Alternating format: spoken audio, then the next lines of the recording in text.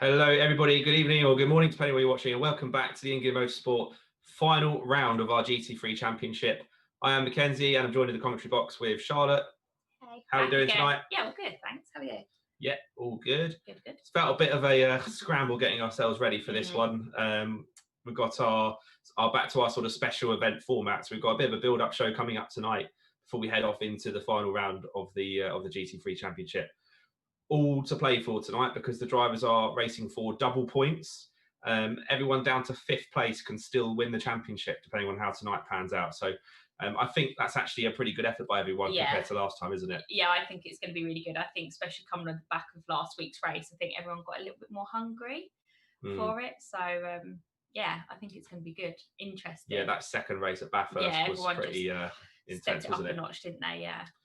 As always, everyone, we can see what you comment in the chat, so feel free to say hello to us. But we have got this build-up show coming up tonight, so let's take a quick look at what's coming up for you in the next 30 minutes. So, as usual, I'm going to do a track guide just to help show you the circuit, particularly if you've never actually played the game or never driven the track before in the real world. It gives you a better understanding of who's where and in terms of the corners and things while you're watching the race. So it should make it a little bit easier to understand what corners what. And I'll just take you through as well some of the things the drivers are thinking about while they're out there. Moving on from that, I've put together the first of what will be a ongoing series on our YouTube channel, InGear Motorsport, Motorsport Explained. Love to hear all your thoughts on that and what you think of it. So we'll be going through some key terminology in motorsport and basically debunking some of it and helping everyone understand it. And then we'll be on to qualifying before you know it at 7:30. 15-minute qualifying, so that side of things is what we're used to. And then after that, it's a 90-minute race, which should be starting somewhere around 7:50 p.m. So lots to look forward to. Charlotte, what's your expectations for tonight before we move on? I think obviously Zolder is a super difficult track for a 30-minute race, let alone a 90-minute race. So I'm predicting that some cars are going to drop off in terms of setup and tyre pressures, and I think there might be a couple of mistakes made. I'm not jinxing anyone or anything like that. We do that every week anyway. Yeah, I know. I'm not saying who or what or anything, but I do think a certain Mr. Neil Kidd will do his very good thing of sitting back, watching it unfold, and just keep chipping away, climbing. I think that's what my prediction is anyway. What about you? Yeah, I think similar, to be honest. So, you know, Neil was good for that. I think there's a couple other drivers that are the same that will potentially pick up some pieces. I'm also really excited to see how Don Storman gets on with his 30-kilogram success ballast. Oh yeah, no, I totally did forget about that. I'm not gonna lie. So that should throw a few things into the mix. Because that evened it up last week, though, didn't it? Yeah, and that was only 15. Yeah. So he's going to be weighted up a little bit. But anyway, let's keep ourselves running on time for this evening. This track guide is going to give you a nice in-depth look at Zolder. Hope you find it interesting, and then we'll move on to the next stuff after.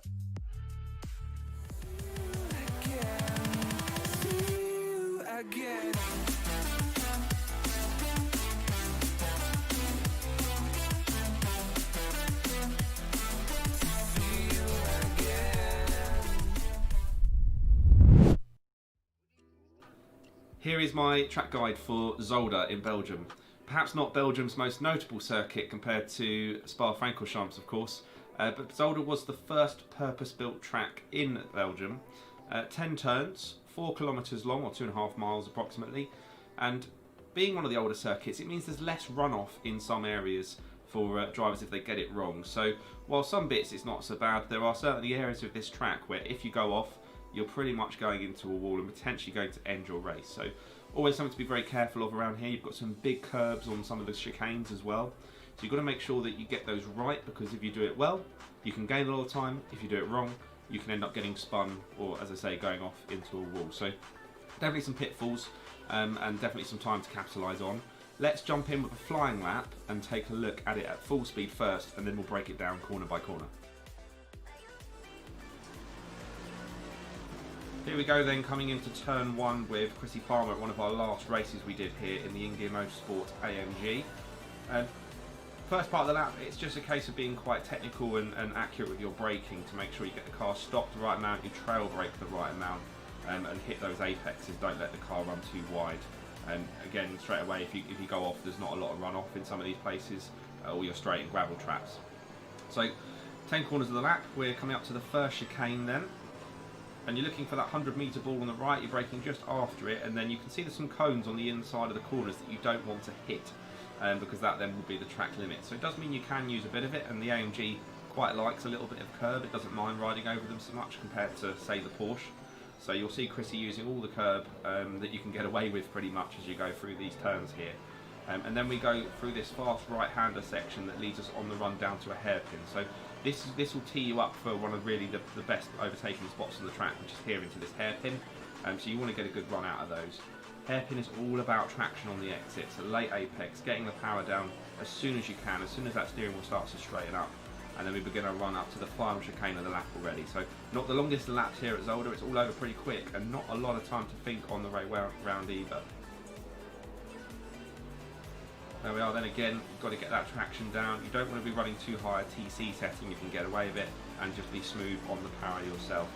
So this was during the race last time, and we had quite a good battle to start with, and then Chrissy just broke away. So certainly lots of pace there for him. So I mentioned there's a lot of occasions where you can easily capitalise or consequence yourself based on how you take some of these chicanes. And in qualifying, it's not so bad to really attack hard, but actually in a racing environment, there's a lot of opportunities for drivers. So this was actually my onboard for the last race that we did here. So as you watch, we're going to the chicane, watch how close I am to hitting the Porsche on the way out of Stallman as he makes a little mistake on the second curve. There he is. Nearly loses the rear end, and then I managed to get through and move on to try and chase Chrissy. So you can just see different cars are more comfortable than others over the curb. So that's one thing to bear in mind for this track guide, is that depending on what car you're driving, you'll be able to get away with the curbs more or less. But I'm going to base this off the AMG, and most of the cars you can of course tweak the setup and stuff to get them comfortable to the same level. But just one important note really before we get too much into this. Okay, so let's break this down a little bit for you. So you can see then we're at the start-finish straight at the moment. So we'll come underneath the start gantry and make our way up to turn 1. Now with turn 1, you're looking to brake somewhere just before this banner that goes across the track. So, or you know, roughly where the Coca-Cola logo is, maybe just a tad before that. And it's not so much a really hard stand on the brake as you might think. It's more about trail braking, so you can keep the weight on the nose of the car to get this apex in here. And actually I find just clipping the curb a little bit helps the car rotate on the way through. So a tiny bit of curb can be your friend on this occasion. And then getting the power down as quickly as you can. You can use this runoff out here, but of course don't want to go onto the gravel. So make sure you get the turning done early, get the steering wheel straightened up as quickly as you can, and get on the power on the way out. And then we begin our run into turn 2. It's a similar principle again. The way the track kind of just falls in a little bit, you can see it's ever so slightly sloped and cambered inwards. It means that you don't want to be too wide. You can even see as the track's rubbered in here, because this is a race condition, you've got all the marbles on the outside edge of the circuit there. So you want to make sure you kind of follow that sort of darker tarmac line. So you notice, unlike a normal sort of line, we're not right the way out to the edge. We're actually just sort of half a car length in.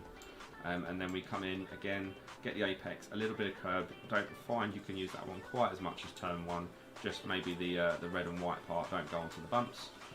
And then again, get the power down. And you want to try and get it so that you can get the power down as early as you can. So if that means braking a tiny bit earlier, so you can get the power on sooner, then that's well worth it for the run around this entire next section. So slower in, faster out is always the thing to do with that one. And you can again come right out to here, and I do find if I've got it really nailed, then you are coming out here to the outside of the circuit. This should then just be completely flat out, just keeping it as smooth as possible. The less steering input you use, the faster the car will go and the more speed you'll be able to carry. Now as we're coming down here then, if we're at the driver's eye level, you can see you've got these extra bits of tarmac runoff on the left hand side. I find that serves as a good braking marker. So the first one is, yes, the first one is pretty much where you just start to brake, because you're coming in at quite a high speed, and then the second one is roughly where you start to turn in.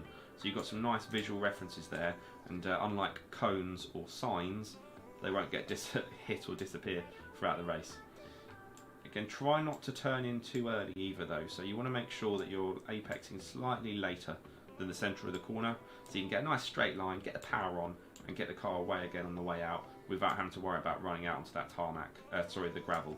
If you touch this gravel even a little bit, it just sucks power out of the car, and you'll feel the speed just drop, and you'll watch your delta go down on the time as well. So make sure that you turn it a bit later so that you don't have that issue of running onto the gravel. Then as we run up to the first chicane, I'm looking for that 100 metre board, like I said, on the fast lap on the right hand side, and then a tiny bit more. I actually find it's somewhere between this pylon with the lights, or they lights or speakers, whatever they are.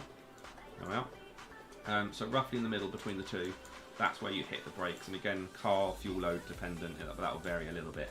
And then you come down to second gear. Some drivers even like to go to first, but I prefer the speed of second. And there's two ways to take this corner really. There is full attack, or there is more conservative race pace, as I would call it. Now the lap times are actually high 1 minute 28, low 29s for the faster drivers on this track. So if you're really pushing for a qualifying time, then you would really attack this left curve quite a lot. You can actually see the darker sort of rubbered line even goes over the sausage part of the curve, the bigger lump on there. You can use that. There is just a bit of a risk of the car spinning, and that's why I showed you that moment with Stallman in that clip just now, where I was following him and he just lost the rear end a little bit. So it's important that you kind of prioritise whether you want to do the risk or not, whether you're really pushing for laps. But anyway, we come in, we use a lot of the curb on our fastest lap on the left, and then what's important is that the steering wheel is completely straight for the second part of this chicane. If you hit this with too much steering lock on, then you'll just bounce up in the air and spin very, very easily, even easier than the first one. So really get the car nice and straight steering lock, and you go straight over this. It may even take off a little bit and then land again, and you want to have the steering wheel straight for that. If the steering's turned and the car lands after a bump, then you're going to shoot off. So straight steering wheel for the second part, and really use the curve more so on the first part. And then we run uphill, getting quite a tricky section, because as you're coming around this long flat out left-hander, you have to remember to hit the brakes quite soon afterwards.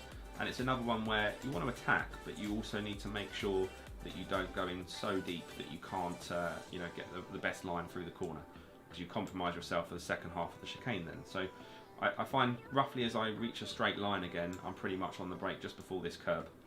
So sort of come around, straight line, bang, on the brakes. And notice as well, we can actually use this curb a little bit to give ourselves a bit more room to open the corner up. So use every inch of that curb there to make sure you don't have to steer too tightly here.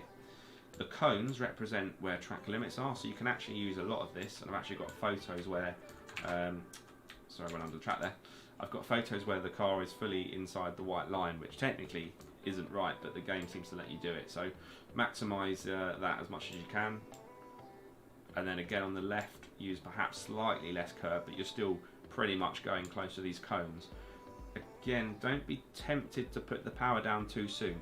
It's about kind of getting the right exit speed through this, so definitely attack it, perhaps a bit more than some of the others, but also focus on getting exit speed. So if you find that you're struggling to get the car turned here, you're probably attacking too much on the right, and then it's putting you out of position over here somewhere, and you're having to work double time to get back again, and then you've got loads of steering lock on, and you're suddenly trying to do even more to get back over here. So it's a spiralling effect if you go in too deep, so that's why the braking is so important to begin with.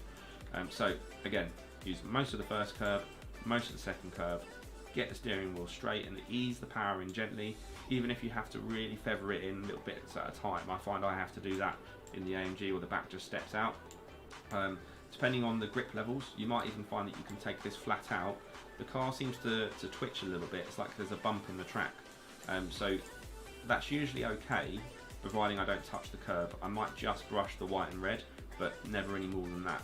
If you touch it too much because of that bump and the nature of the speed you're doing, there's not a lot of downforce yet, the back will spin quite easily. So you've got to make sure that you're smooth with the power, smooth with the steering, and don't clip too much of that curb there.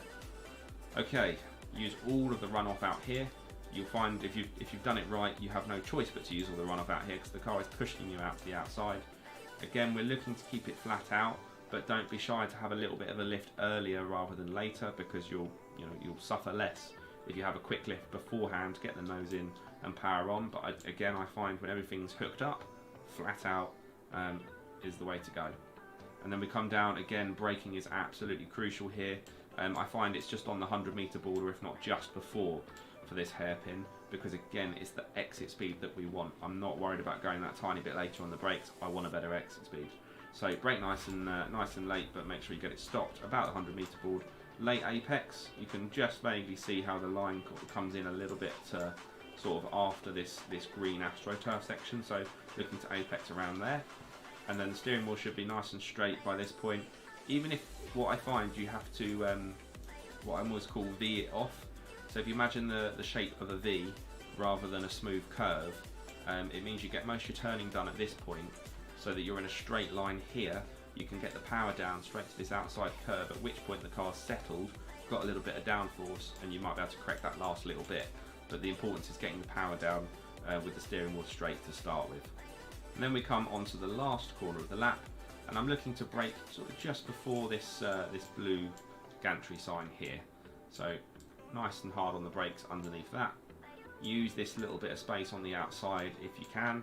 Again, these little bits can be really helpful with just helping you get a better run for the corner and not having to turn as sharply. So we come in, and this chicane, I find you just can't really use the curbs at all. Again, maybe a touch of the blue. What am I talking about? The red and white curb, but just don't use those sausage curbs definitely. So literally just clip it. Again, it's so important that you get a good exit. So if you find that you're getting pushed over here and then having to work really hard to turn the car through the second part and then running all the way out wide here, it's because you're going in too hard for the first part of the chicane, or you're using too much first curb. So again, slightly later, use a little bit but hardly touch it.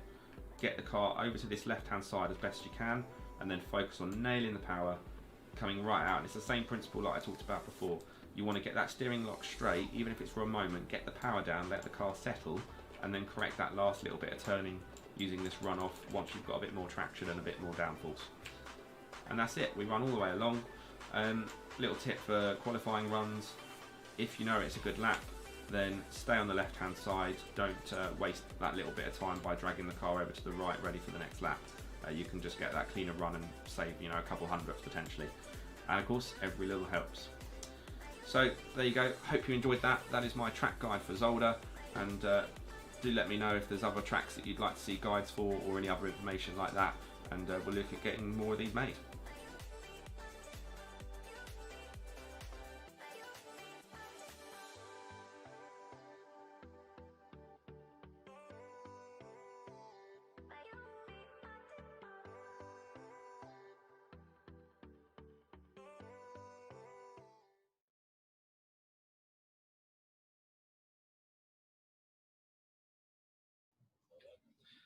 There we are then. Listen to that guy waffle away for a few minutes there. Hopefully that was of some interest to people. But I think the chicanes particularly, as I've highlighted in the video, you know, there's some big curves around here. You've actually raced here, haven't you? Yeah, I love it. It's my favourite track. I'm actually really excited for it.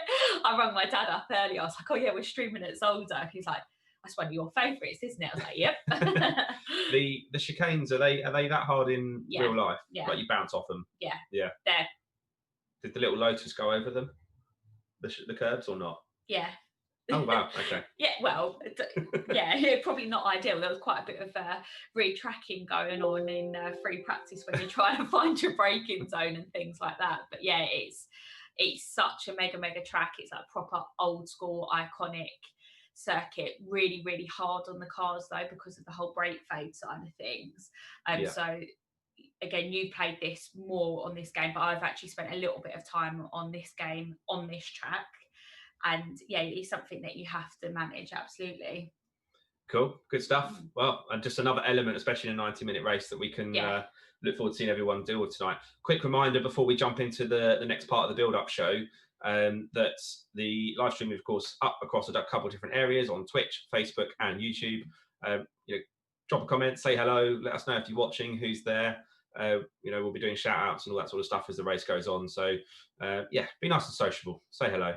gives us someone to chat to as well. Yeah, and if my dad's listening, I can't remember if I did sprint. I think I did sprint races here, but I did an endurance one here as well, like an hour. I think it was either an hour or 90 minutes, so if he can remember. But yeah. Sure he will. He's probably got the fuel calculations written down somewhere. Yeah, he probably has actually got a fuel calculation set up, the whole lot in his book. But yeah. Well, we're at the risk of running out of schedule, and you know how much I don't like to do that. So we'll get on to the next feature, which is Motorsport Explained. It's the first part of an upcoming series that we're doing. If you like it, let us know, and there'll be more of these on our YouTube channel coming soon as well. There's an age-old saying in motorsport that oversteer means that the rear end of the car will hit the wall first. Understeer means the front end of the car will hit the wall first. Horsepower is how fast are you going to hit the wall, and torque is how much is it going to move. There's a number of different technical terms and explanations in motorsport, and today I'm going to be doing the first of a small series called Motorsport Explained, where I take you through what some of the different terms are and what they mean. So today we're going to have a look at oversteer, understeer, balanced throttle and trail braking.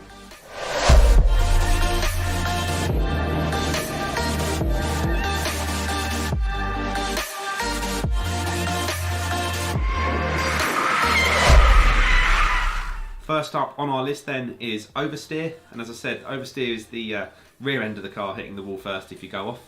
But to break it down in a bit more detail, what we're essentially saying is the rear end of the car loses grip. So quite literally, whilst you're turning, the car oversteers and steers too much, and therefore the back begins to slide and come round. So ultimately it can end up in you spinning or running off the track trying to correct it. There's a couple key causes that can create oversteer, the most common of which is over-acceleration, and of course you may want to do this deliberately in some occasions if you're trying to drift.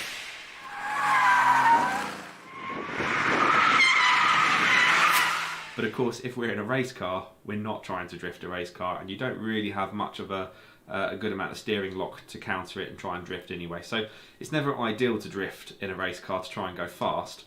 But you can still get oversteer if you're a little bit overzealous with the accelerator pedal, put it down too fast, the rear wheels spin, and while they're spinning they don't have grip, and therefore the rear end of the car will slide. So that's one of the more common forms of oversteer, accelerating and turning too much at the same time. Then you have going into a corner too fast.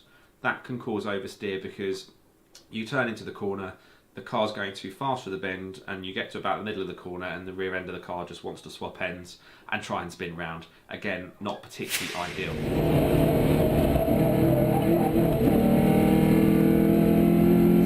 You can also get a slightly more technical cause of oversteer, which we call lift-off understeer oversteer. So lift-off understeer oversteer, and basically that's a part of understeer which we're going to talk about in a second, where you go into a corner, there's not much grip on the front of the car, and then when you turn you lift off the power, and then the weight goes to the front of the car and the back goes light, the front wheels have steering lock on, and then they do grip, and then they ping the rear end round that way as well.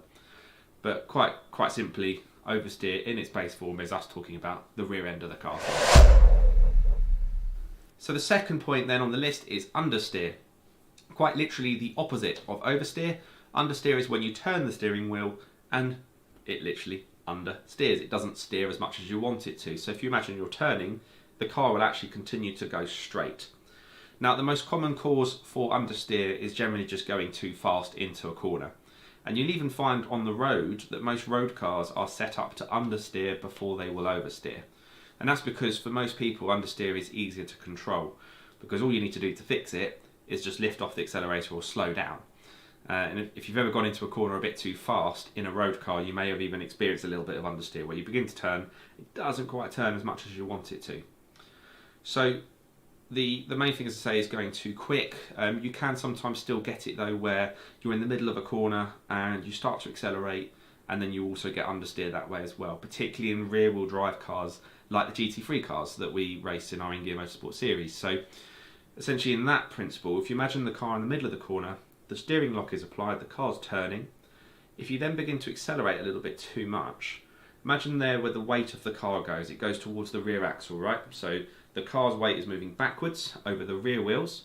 That means the front wheels go light, they have less weight pushing them into the ground, and then that kind of lifts up essentially, and it means the front wheels don't grip and you don't turn and you get a bit of understeer. So putting the accelerator in too early can cause that problem. And again, you just have to then back off and go again. So that's why it's really important that you don't accelerate out of a corner until you know you can keep the accelerator down. If you go too soon, you end up running wide and having issues. And as we saw in part 1, if you accelerate really, really aggressively, you may even induce oversteer. So it's never a good idea. You should always be really smooth on the accelerator pedal, especially on more high-powered cars. So there you have it, oversteer and understeer covered off so far. Let's move on and take a little bit of a look at what I mean by balanced throttle there. So now we've looked at understeer and oversteer, we're going to look at one of the solutions to managing that when you're out on the track. It may just be a situation you have to deal with anyway, it may be your setup's not quite right. If the tyres are getting hot or cold at one end of the car, you might start to develop one or more of the other. So balanced throttle is a good way to keep the car level for a fast flowing corner particularly. It can help in many corners, but for a faster corner, definitely can help you out. So I've got a clip here from our own Dom Stallman at Kyle Army at one of our races we've done in the past. And you can watch as he goes through Sunset Bend. It's a really long downhill right hand corner. The car can really easily spin out on you here. And this is a good way of just seeing how he uses the throttle to manage the car. So we're coming up now at half speed so you can see. And I've left the HUD on because I want you to look in the bottom right at his accelerator feed. So at the moment it's full power. He's going to briefly tap the brakes, slows the car down, but then immediately is bringing the power back in. You see it hovers around half, and then a little bit more, and then around half again. He's just feathering it between that halfway point. Briefly gets to full power, has to lift a little bit. That's actually not ideal, then back to full. But it's that mid-corner section, so let's do that again. I'll just speed up so we get back to where we want to go.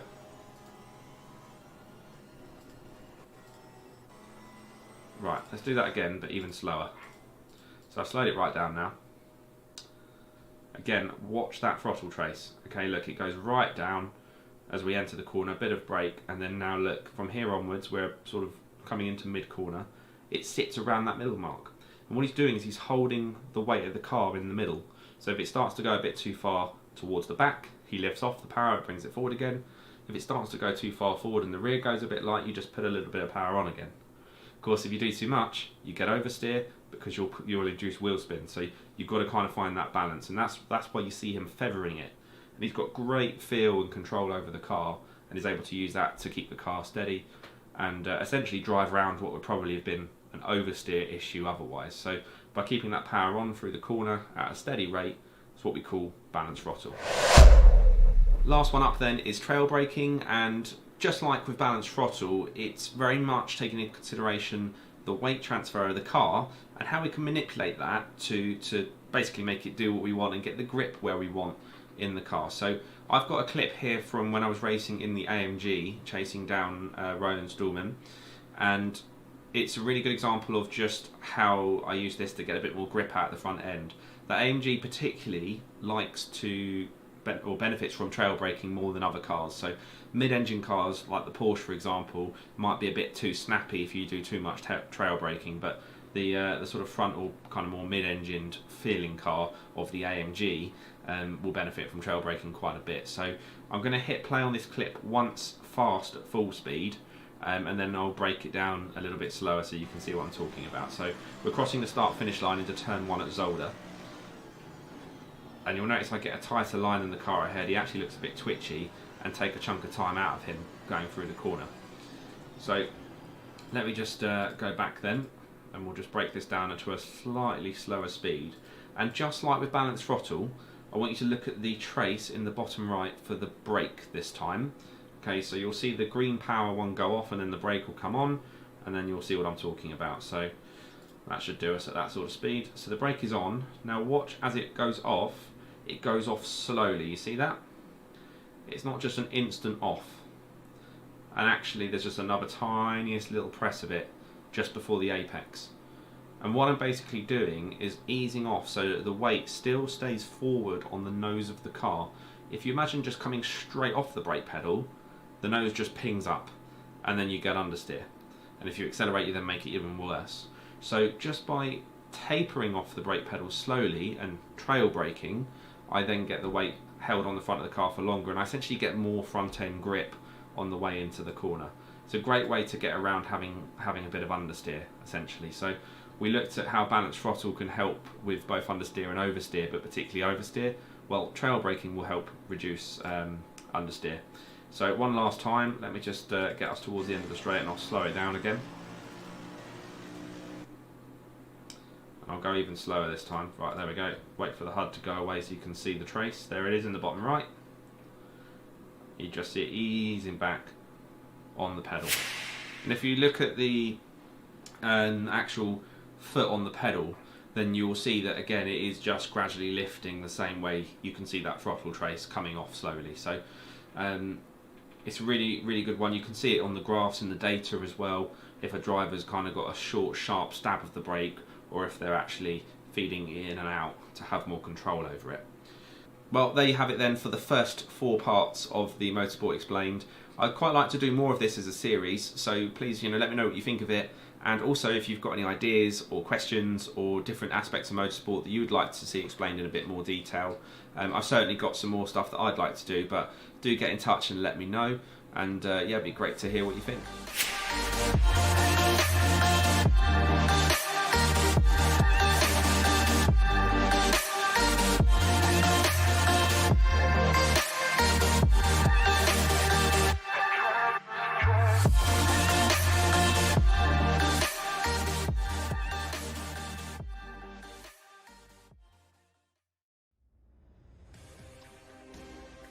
Well, there we go, ladies and gentlemen. Again, hope you enjoyed that. Let us know in the comments. And also, we've had 1 or 2 hellos here and there, but yeah, say hello, let us know who's watching. It'd be good to hear from you. Welcome back to any of the regulars that are there. We've got our final GT3 Championship Series race tonight coming up very soon. But as you can see from the timetable, it's qualifying that has just started a couple of minutes ago. So the drivers are just about to start putting times on the board. And then after that, we've got the live race coming up from 7:50 PM tonight. It's a 90-minute race, so that will mean pit stops. It will mean plenty of room for error around this quite challenging Zolder circuit with some massive chicane curves and all sorts of other stuff that could potentially hinder them throughout the race. So let's dive into qualifying though full screen, shall we? So we can see what's going on and who's where. It's been quite tight in practice just now, apparently. So there's a few drivers that are in contention for pole position. So plenty of excitement already, I think, in terms of how close it's going to be. Paulina's here. Here we are. She's doing a workout whilst watching. That's it. That's what Ben's doing. Ben's lifting cans of Monster up in the background at the same time, Paulina. He's getting his workout in as well. There we are. A bit of multitasking, isn't it? It's good stuff. Female, that's what we do. Well, so you say. I have reason to believe otherwise sometimes. So on the screen at the moment then is actually a little bit of a curveball to arrive into this race tonight. It's Knickerbocker, because our server, as much as we have about 17 or 18 regular drivers, the last few slots are always up for grabs for anyone else to join in on the server last minute. And Knickerbocker is one of those people. So he's a pubber that's just literally dropped in and was first or second in the free practice session that ended just a few minutes ago. So once he starts setting a time, it'll be interesting to see actually if he can take pole in this, because of course you're going to have then drivers that are fighting for points in the championship, and then he's essentially a guest driver that's just here to race and win the race tonight. So another element to throw into the mix of all this, as you see Ferrari going over the curb at the first chicane. So has anyone got a time on the board yet then? Let's take our way up to the top of the grid and see what's there. There's another car in the gravel at the second chicane. People running off already, but I can see the cones are still there for now. They've survived the first 5 minutes nearly. Yeah, again, I think we can see there a couple of the guys have set times, and it kind of goes back to what we were saying this time last week, that they don't seem to set their laps straight away as it would normally be done in the real world, rather than sort of VR or virtual racing there. Chrissy Palmer was on the phone to you before this session began, wasn't he? Yeah, I think I was doing a bit of counselling at the start. Yeah. But yeah, he's looking pretty quick straight away out the box, isn't he? So he's 3 tenths on Stallman there. I think so. Don Stallman, I think he's been doing quite a bit of time over the last week, hasn't he? Putting the laps in, and again, it's something that we said last week, but you definitely see the difference between who's putting the time in and not. really, really good to see that Dan O'Brien's back, so back in that big Bentley. I'm pretty sure Dan has raced here in the real world as well. I think he Or has, is it and we've Zandvoort? certainly raced here before. It might be Zandvoort as well. Yeah. Now the other thing, and I promised him that I would mention it a few times tonight. Done it once already. If you've missed it, Dom. But Dom's running 30 kilograms of success ballast based on his previous results. So that'll be hindering him at the moment, albeit not that much. He was the quickest until somebody's just gone a tenth quicker, which is P. Batty. So another pubber that's come in. So we've got a couple people that have just joined for tonight. That could have potentially stirred the pot a little bit between the guys that are racing for points. So that's Chrissy Palmer we're looking at the moment, the orange InGear Motorsport car. So he's one of the InGear Motorsport drivers, and the only one actually tonight. And he's missed the last couple of races, so it's good to have him back. Not been feeling too great, but he's back on track now, which is good, and here to race for the last round.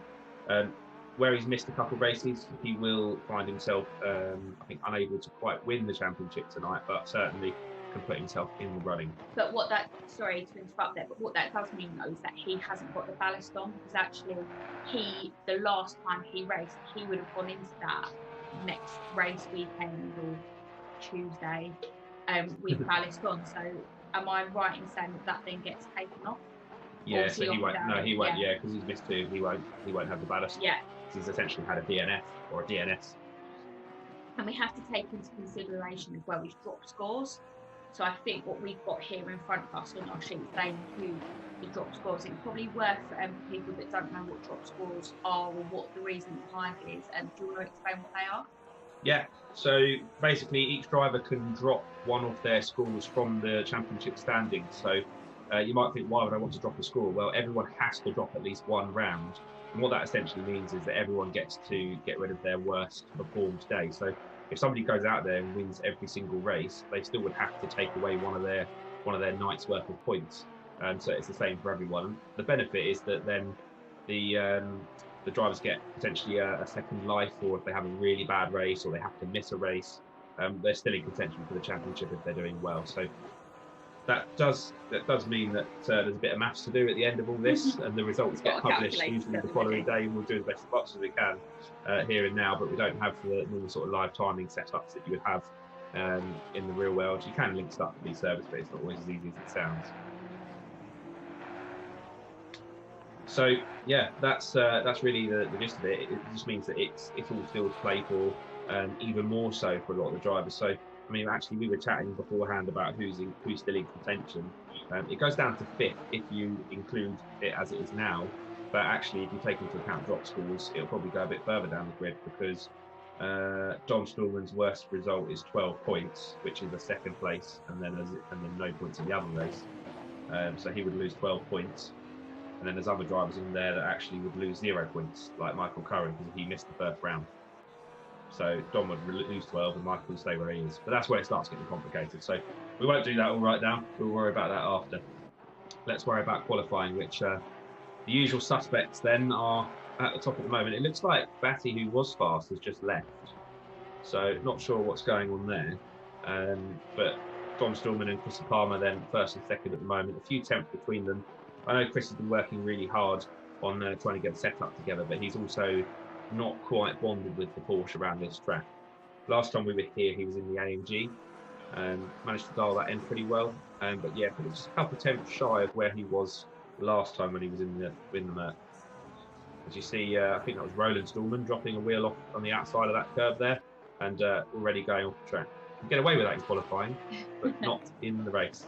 Yeah, and I mean, so I've kind of got my fingers crossed for Roland a little bit. I mean, he's had, you know, by no means he hasn't had a bad championship at all, but he hasn't finished strong what he normally has at the moment. So going into this race evening tonight, he's currently in 6th position in the championship.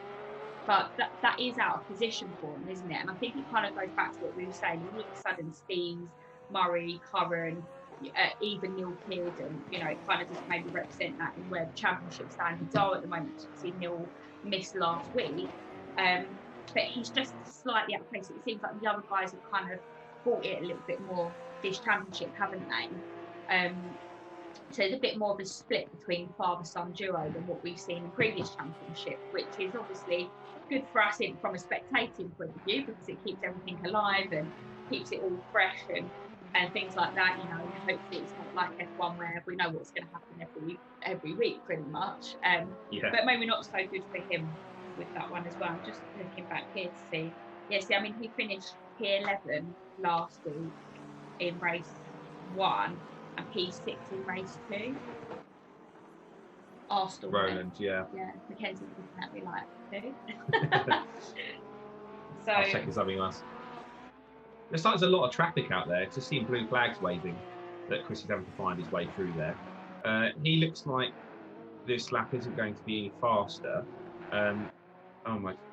Every time I just saw a cone was obliterated, by the way, as well in the background. Ripped that cone because it got fully hit.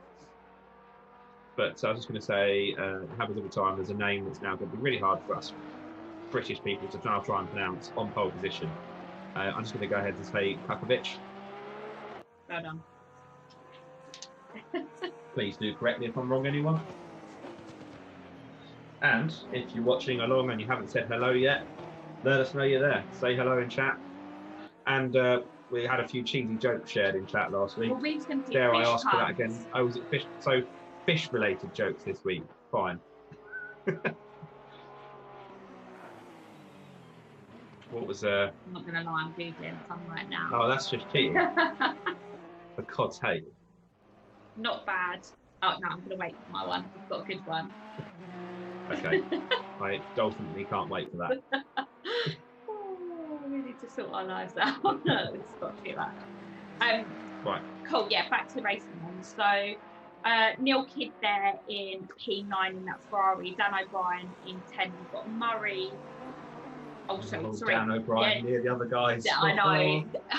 Dan O'Brien gets an unfair rap for stuff, and this is where I jump into the difficult chats, because it's, and we say this week after week, but it's very difficult for us to keep tabs on what's going on with all the guys, and this track definitely is going to be on the first couple of laps with those tight chicanes, and you know, it's a fast track, but it's also some heavy braking moments here. Stuff does happen. Sometimes it's racing incidents, sometimes it's not. So that's where I jump in, and I'll be talking to Mr. Race Director Ben, who we've got in the background. So again, thanks very much, Ben, for being here. George. I was going to wait for that. Yes, give me a minute to go through that. But what we have done, and what we've realised more and more is that it's really difficult for us to keep on top of that. So we've actually got Mr. George back in, haven't we? Mr. George. Mr. George, yeah. Mr. George makes him sound professional. Got him back in this evening. So, like all of us, charity races and non-races that we've done before, we're going to be able to get some replays of that. So that's where you see a smoke warning coming from his keyboard from his house, because he's having to work like the absolute crackers to generate them for us. But I think again, it's good for us to see what's happened, because again, Danny Price, he's been a little bit unfortunate over the last few race weekends. He's had a few mares out there as well, hasn't he? So we shall see. And on that note, Ben, if we can just drop down the grid ever so slightly, so if we drop it maybe back down to like stay here for a minute. So we've got Danny Price there in P17. John Kidd's doing okay. So John is currently 2 tenths off of Danny in P18. Good effort. Good effort, and he did very well last week as well. So confidence is growing maybe. It's a good track. People even do very well this track and get it on their own. It's just one of them. And I think we should then, just for the final minute, get ourselves back up to that top spot just to see who's there. So still Kukovic in the Lexus on pole at the moment. Stallman second in his Porsche. Filpo in a Bentley in third. And then another Lexus in fourth. Fontana. We've got a couple unknown, well, not unknown, this new is going to names. mix stuff up. It's going to make getting a point getting points harder, isn't it? Because of course Dom Stallman's still going to want to get some solid points in to make sure he's home and dry and clear should something happen. Well, you know, if something happens, I should say. Other drivers is probably more so that are going to want to get up to that top spot. So when the timer hits 0, that's not necessarily the end of qualifying. The drivers that are on a hot lap get to finish that lap, And if it goes faster, of course, it then will still count. So that's when it will end for qualifying. Kukovic is still on a hot lap at the moment, but it looks like he's slightly slower, as you can see from the red delta in the top left next to his current lap time. So is Stallman, so is Philpo. Curran up into 5th. Chrissy's on a hot lap down in 6th. That's a very tight top. Less than 7, all within 8 tenths. Yeah. You know, that's not a bad effort, is it? That's just, you know, sometimes being, and again, you said this earlier, the track's quite busy. So all it takes is for someone to be in the right toe of someone else, and that will give them an extra tempo to going down one of the straights. Could all be to play for, as a couple of them have just crossed the line and gone into turn 1 going over this. I think there may be a little bit of movement depending on where they're going. So we're still following, is it how we're pronouncing this one? Kukovic. I just think that he was up for a minute there. As it is a short lap around here, we'll finish it off and run through the full grid order in just a few moments' time. So we've got a really short Discord ad, and of course, if you want to join us, that kind of mentions a bit more about what we're doing, what we're about. So we'll see you again in just a couple of minutes' time.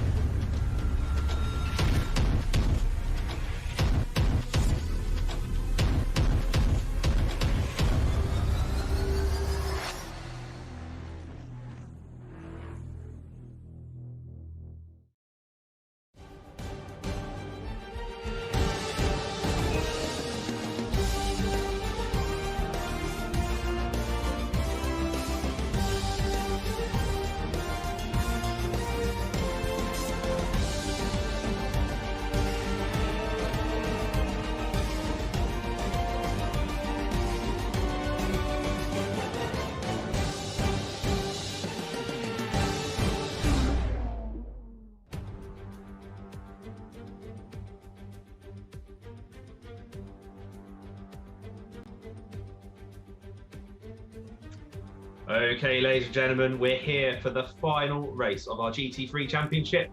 Drivers are on the grid making final checks as we are here tonight in Belgium in the virtual world course at Zolder. So Kukovic held on to pole position as qualifying rounded off just now. D. Stallman then, the name that we've seen too often at the front of the grid, not quite on the very front, even with 30 kilograms ballast, is second.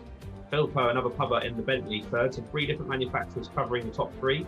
Fontana 4th, Curran is in 5th. He's playing for a good championship position tonight. So is Chrissy Palmer in 6th. Lauder in 7th. Stees in 8th. O'Brien gets himself into 9th. So he's between Stallman and Stees, who's in 10th. Kidd in 11th. Murray in 12th. Heath in 13th. Cedro in 14th. That's a really good qualifying for him, as he's just joined us only a few races ago. Klopka 16th. Price 17th. Ockman 18th. John Kidd in 19th, same thing for him. Schulzen in 20, Sharman 21, Saxton 22, Essie 23, Umar 24, Gillick 25. Oh, Gillick made it on in the end. He wasn't sure if he was going to make it, so that's good to see. Zoe in 26, and Alonso, but P. Alonso in 27.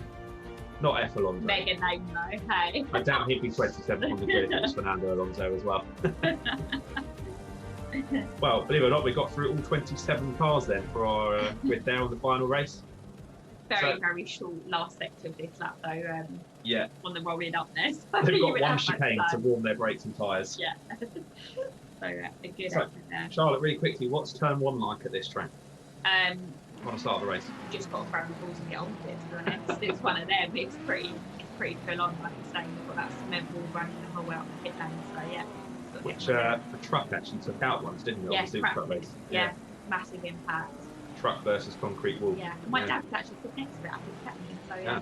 Well, clearly he's I've okay. seen him move. I think anyway. Yeah. Okay, right. Lights out any moment then, and we will be racing down in Belgium at Zolder. Green light, The lights are out, away we go. Kukovic gets a little bit of a jump on Stallman, then Stallman on the right-hand side of your screen at the moment. Looks like the car behind him, Philpo, had a good run as well. Fontana gets to the inside, pushes Fontana a little bit wide, actually, does Philpo. but they all seem to get away cleanly. Behind them is Curran in the Bentley that's now going on the outside. The orange Porsche of Chrissy Palmer gains a position. Looks like Stallman's challenging for the lead out in the front at the moment. So nice, strong start from him, considering he's got that 30 kilograms of ballast. He's looking to make the most of having fresh tyres at the start of this race. Haven't seen any carnage in the background as of yet, so that's looking good. So Dom Stallman gets himself into the lead within a couple of corners. It's two abreast going into that chicane, and it looks like, yeah, Philpo's gone around and took Curran with him, I think, there. So that will then promote Fontana, I think Pakovic as well. I'm not sure if that was Pakovic or Fontana on our stream here, where it was getting pixelated a little bit. Dan O'Brien going up the inside of Alexa on your screen. As we see a Ferrari going flying along the grass on the outside there. I think that was Neil Kidd, but I'm not 100% sure given that. We see what you see on this camera angle, but we do have the luxury of replays. George will be so excited in the background right now because he's got three already to queue up. I'm basically like, can we get this, can we get that? So let's try and That's see. Dan O'Brien going two abreast into a corner of Alexis there again. Murray, the yellow Ferrari straight behind him, also racing for good points and also has a little bit of ballast on in 10 kilograms right now. That'll hurt them more as the race goes on and the brakes and tyres wear out. I think that Lexus not wanting to give up that pace to Dan O'Brien. The two managed to give each other just enough space, but didn't make it work. And now Murray is going to be all over him in the yellow Ferrari. This is looking pretty dicey going into turn one then. As we begin lap 2, it's still absolutely neck and neck between this 5th, 6th, 7th fight at the moment. So that's Fontana at the moment then in the Lexus. He was a few places higher up just now, but got caught up in that little scuffle that we saw between Curran and Krakovic. As Murray loses the rear end a little bit, but I think he held it. Yeah. Do we see a yellow Ferrari? Yes, we do. A few cars hovering past on the screen. Yeah, I was just thinking that was saying that. Interesting way of doing We've that. got hover cars for this one. It's running a little bit wide there. Okay, so we'll worry about what's going on with some of these battles in a minute, but it looks like the usual suspects of Stallman and Chrissy Palmer have made it into first and second. Curran managed to get the Bentley going the right way again and hang on to third place after potentially getting caught in that incident. Then you've got Laudette in the Audi in 5th, and Steves, I shouldn't forget, as well in 4th place as well. So currently, the top 4 are all big players in the championship tonight, and Dom Stallman's going to have to push pretty hard if he wants to get away with that championship win without putting up a fight. Really, from our point of view, and the InGear Motorsport point of view, the fact that the pubbers there pretty much all took themselves out was pretty good for us, because it let our guys just get back up there. So we've got Stallman, Palmer, Curran, Steves, and Bob, Chrissy, the 3 that are really playing for this championship and now in the mix of it. So Chrissy knows very much this. I think Chrissy and Dom went toe-to-toe here last championship or the last time we raced it. He knows not to let Stallman get away, because they're saying every single week, but if Stallman gets away, that's it. Now, this 30 kilos of lead might not be, or ballast I should say, might not be hurting him too much at the moment from what we can see, but that's going to put extra wear on those tyres. So he's going to be pushing out quite hard at the moment to obviously gain that gap. He's got to manage his car as well, because it could end up going almost. He's almost better to kind of settle in and maybe take the second position for now, rather than absolutely mess themselves up. Because I don't know what the guys are doing, but I can't imagine a new set of tyres is in the plan for this. No, usually it's not worth it because it adds an extra 15 seconds to your stop as we see the cone get obliterated. Then it lasted 3 laps at that chicane. Third chicane on the circuit. 3 laps more than normal. Yeah, flying chicane, that one. Sorry, no. That should be chicane. Well, still then, Bentley's up in the mix, but Porsche's leading the way at the moment. But yeah, I think back to what you said about Dom being careful, he really wanted to get into the lead of that race. You could just see how hard he was pushing.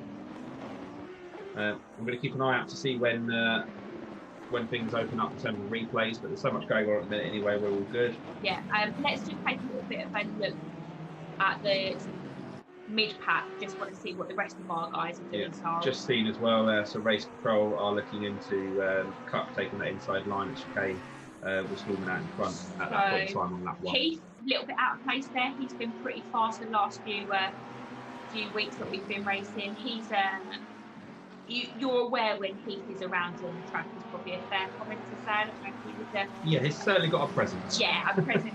I mean, mega job there by John Kidd. And so he's 8 tenths off of the another is Oh God, our screen's gone. I think it's John Kidd's in front of Neil AMG. Kidd at the moment. Yeah. But I think the timing screen might have updated, so I'm not sure. I mean, gonna say it, Might so not we're still update. happy with the last time Neil Kidd and John Kidd raced against one another.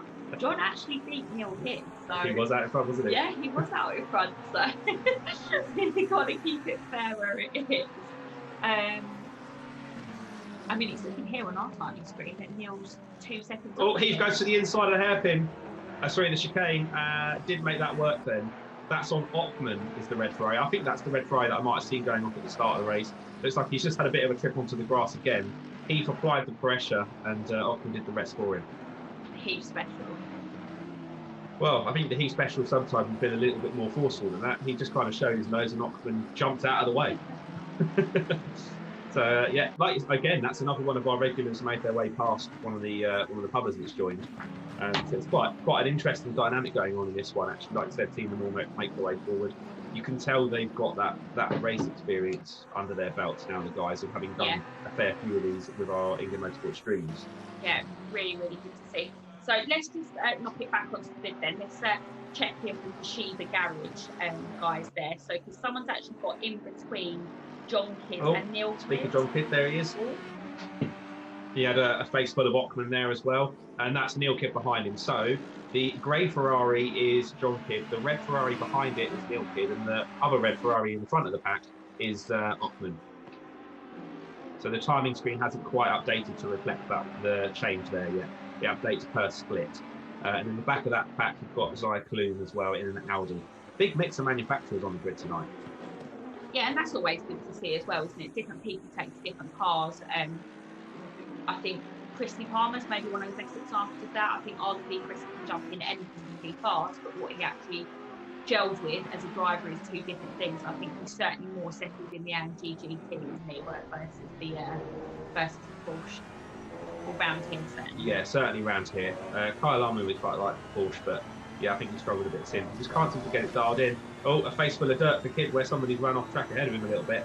For Neil Kidd, now following his brother John Kidd. Then we had a great little fight on the last lap of that first between these two. So we've got a little bit of a repeat of that, albeit 8 minutes into the race this time and not at the end. So rounding out the lap, then they'll be starting lap 5 very shortly. Oh. I looked away there to see what race control was telling me. Yeah, I mean. So Neil Kidd goes to the outside. John Kidd stays on the inside. I think John actually just backed off. Yeah, I feel like that was a little bit of a Bottas and Hamilton situation there for a minute. That was a kick-back one. What John should really do. Oh! No, he held it, but I've just lost the bases back again. 3 wide into turn 2. Oh, and John Kidd goes wide. A little bit wide there.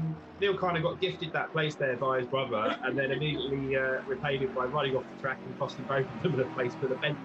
So that didn't quite work so well, I think, is what they had planned. What would be great for John Kidd is if he just latches onto the back of Neil now and just watches Neil's experience with this, and just kind of gets almost dragged along with it. That would be perfect for him to keep him in the racing. And that way, a good experience game time. Because these guys, they're starting to race harder than I think we've seen them in the last few months, really, with that. So Neil Kidd now is chasing down Filippo, is that in Bentley, looking pretty racy on the back of him there. So we'll keep an eye on that. So he's currently 9 tenths on, so I'll keep a little eye on that to see how quickly he can close that gap down. And John Kidd's just 2 seconds off the back of him, so fingers crossed he can gain a bit and so can Neil along the way. But John's looking a little bit unsettled there, so we're running a little bit wide.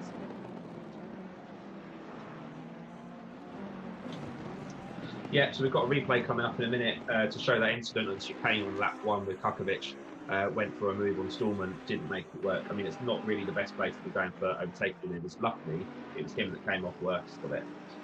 So we can play that for you now. Incident lap 1, you'll see Kukovic dive to the inside of Stallman's Porsche and then make a bit of contact. And the Lexus comes through of Fentu there as well.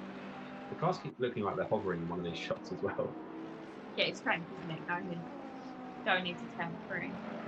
It was just a bit of a last-minute lunge, I would say, that one. I mean, he very nearly didn't make contact. I think he actually tried so hard not to make contact, it might have been what reduced the spin. It's quite hard to tell looking at it back. Just looked like he didn't turn. Yeah, and then right to curve.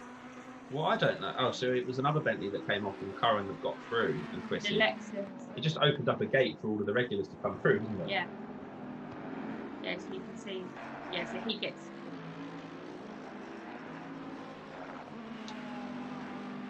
Okay, so back into the live action then. We can see, or let's move up higher on the grid and see what's happening, because I know Chrissy was near Dom Stallman. We cannot keep on top of everything at once, but we'll do our best.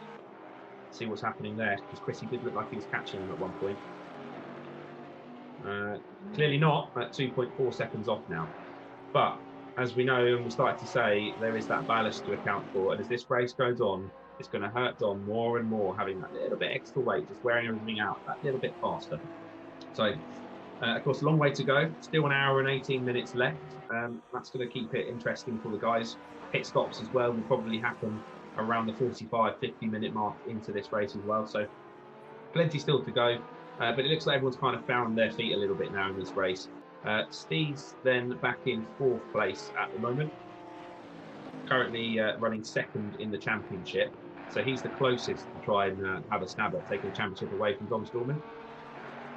Actually, it looks like he's got a slightly different livery on tonight, and I'm not sure whether that's intentional or whether that's the way our streams picked it up. So again, Curran's looking pretty fast here, isn't he? He does just pull it out of the bag on race night, doesn't he? Like, he kind of just sort of settles in, gets his head down, and like starts to reel them in. So Chrissy's gained back half a second on Stallman, with Curran 1.6 behind.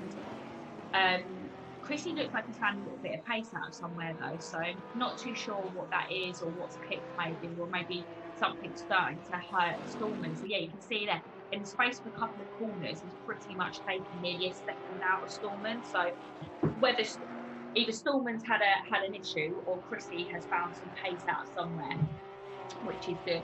And then we've got Curran in the mix as well. I can actually see this becoming a three-way battle between Stallman, Palmer and Curran in the next couple of laps. And I think it's going to be quicker maybe than what we anticipated. So maybe sort of, 2 laps at that pace? 3 laps? Yeah, it's just yo-yoing a little bit, isn't it? Yeah. Between the three at the moment. And Dom is probably, being the pro that he is, managing that gap. And only pushing as hard as he needs to. Yeah, he's a super smart driver, isn't he? Super smart. We know that if he could just keep putting in the skulking lap times to put out a 10-second gap. We've seen him do it many times before already. But I think he's now thinking about, like you said, settling down. He's got that ballast on board and playing the game of nursing tyres and just getting that car, the Porsche GT3 car, to the end of this race. Yeah, absolutely. And I think as well, he knows that he just needs to finish. He knows that he doesn't need to win the championship overall. So for him, it's about not doing anything stupid and just completely spanking it off. That's it. It's down to the others to catch him. Why these guys are doing their thing so Chrissy's just gradually reeling in bit by bit. Let's just take a look slightly lower back down the grid then. So let's check in with our Stallman then. So Rowan Stallman. So he's 3 seconds off of Danny at the moment, but he's got Murray who's only 9/10 off of him. So that's, and now if I remember correctly, they've had a couple of battles over the last couple of evenings. I keep going to say race weekend, because usually motorsport happens on a weekend. Well, the game does simulate a race weekend, so you can still get away with that. Yeah, it does. I've just seen here in the chat that Phil's back. Hi, Phil. Good to have you back again. Thanks for sticking with it. Yeah, I think Phil's made every race of the series, which is good. Top fan, Phil, and Paulina, before she says something. Paulina's saying top girlfriend. One of the top fans, just to be clear. On that note, let's try and take a little look at Danny Price to see where he's at. Let's see what's happening with the kids' battle as well. So the brothers have become a little bit of a family affair here. So we've got Heath reeling it up into P12 there. Danny Price and P16, so he's only 3/10 off the car in front. And I'm in a Discord chat and I can hear someone effing and jeffing in the background. And I'm going to go with Sharman or Curran. So that's Danny Price coming onto the back of Zyklun's Audi at the moment then that you just saw, looking potentially about having a look there, but didn't go for that lap. Phil wants a special badge. I do have some InGear Media badges, you know. Send one out in post. Yeah, I'll send one out. Yeah, that was Liam effing Jeff in the background, so I'm not too sure what happened there. He's pretty vocal in the Discord chat, isn't he? We have a louder chat and a not so loud chat for the guys. Yeah. I mean, initially we're calling them the Northerners, but we realise actually they're more Midlands of the group, particularly when you've got 6 Scots in the channel or whatever it is. Yeah, now that's as well. so true. I was going to say they're going to be on 25, so they're Northern. But yeah. For us, it's Northern. For us, yeah, absolutely. Cool. The hovercars go through your screens again.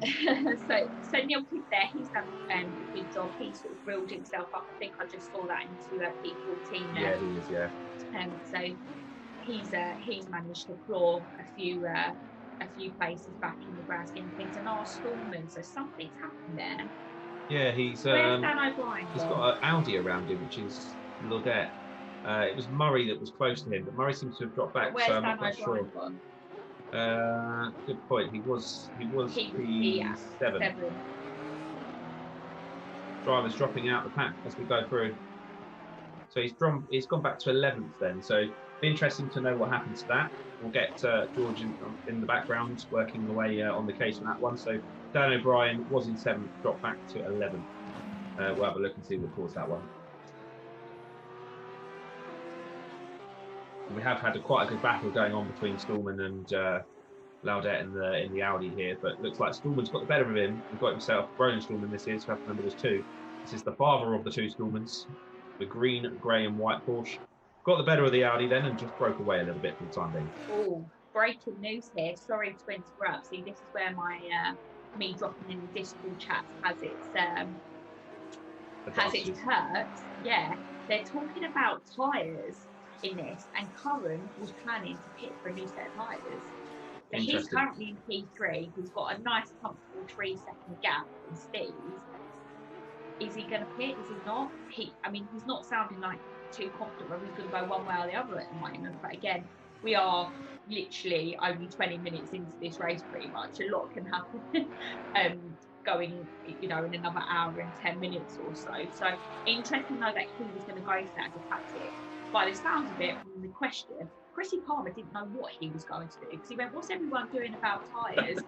Liam in the background said, "Mine are perfect," and that was not what he meant by that. So, Chrissy's 2 tenths now off of Stallman. So he has found some serious wound out somewhere. So yeah, I think maybe if we can get on board with Chrissy Palmer or a rear wing view of Dom Stallman, and either way, we want to. Oh, they're 2 abreast. What's the next camera shot? Chrissy Palmer takes the lead. On lap 12 of this 90-minute race, we have a change of lead then. The orange Porsche has overtaken the white, grey and red Porsche. Good stuff then from Chrissy Palmer. Good timing there. You caught that one. It's what I do. It's what I do. So Curran then still 3.5 back. He's probably thinking about tyres more in the Bentley, heavier car, might be wearing them out a bit quicker. Yeah, now Chrissy. What?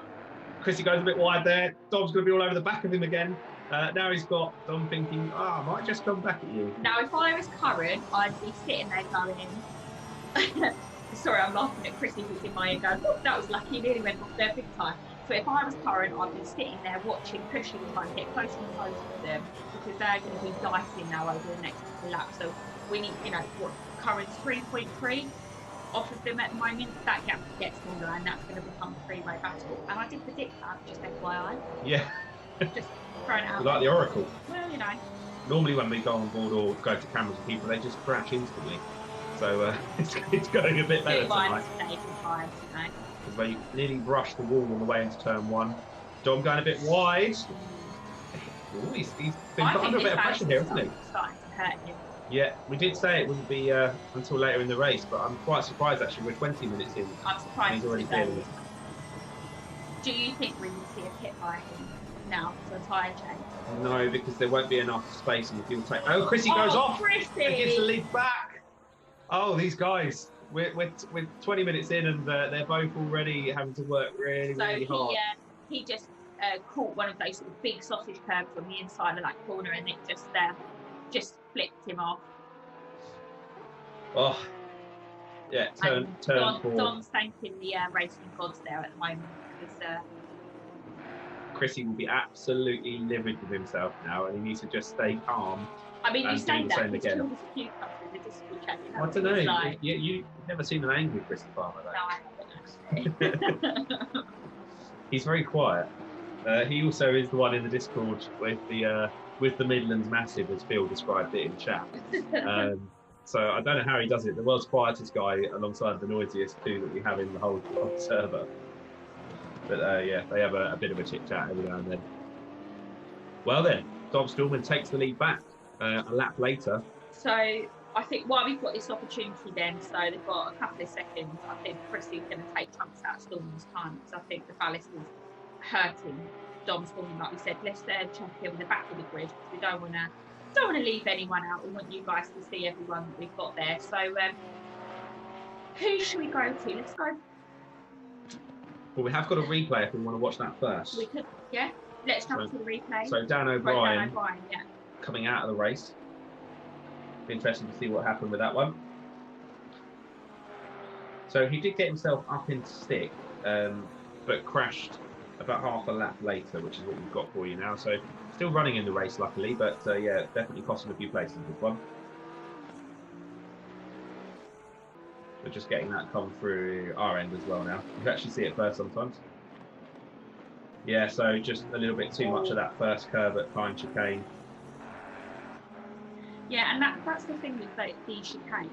You're taking so much speed going over that crest, because again, it sounds backwards and going forwards, but you have to go faster there to keep the car planted. Otherwise, the car goes like you don't even make it to that chicane.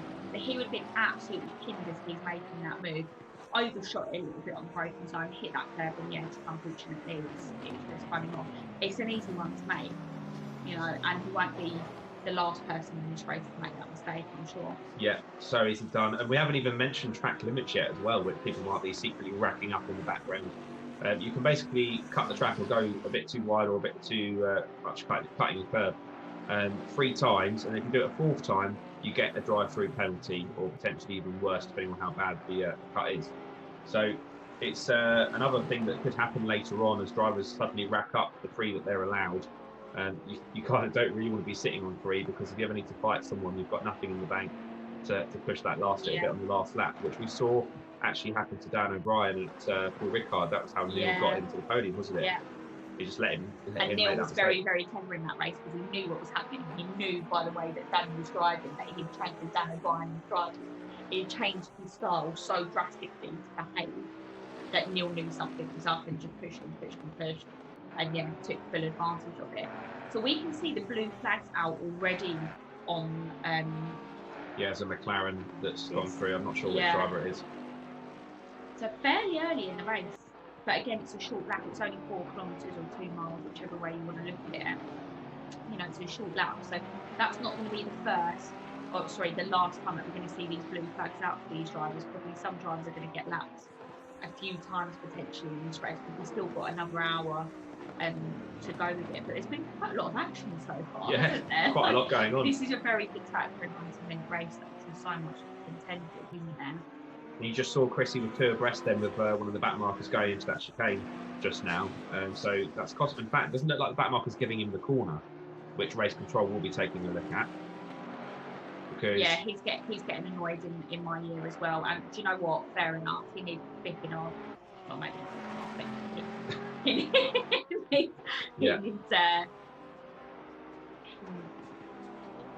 Yeah, again, he's going to start to hold Curran up as well. That's actually allowed. How fast? He's 3 seconds off of Stallman now. Now that would have hurt him. Yeah, he was about 2.5, and he's now 3.5. So he's lost a second getting through that traffic. So the Ferrari at the moment, we don't know who the driver is. Again, we see the screen that you see in the bottom left with the names, but excuse me, very much getting in the way then of the leading cars at the moment. Now I'm going to say something really controversial here, and I shouldn't say it, but if I was Curran right now, there would be a little love tap going on into one of those chicanes. That's bang out of order. We're halfway through this circuit now. It's already cost Chrissy about 4 seconds, and Curran, I think there's going to stick the move on him. And no, but yeah, he needs.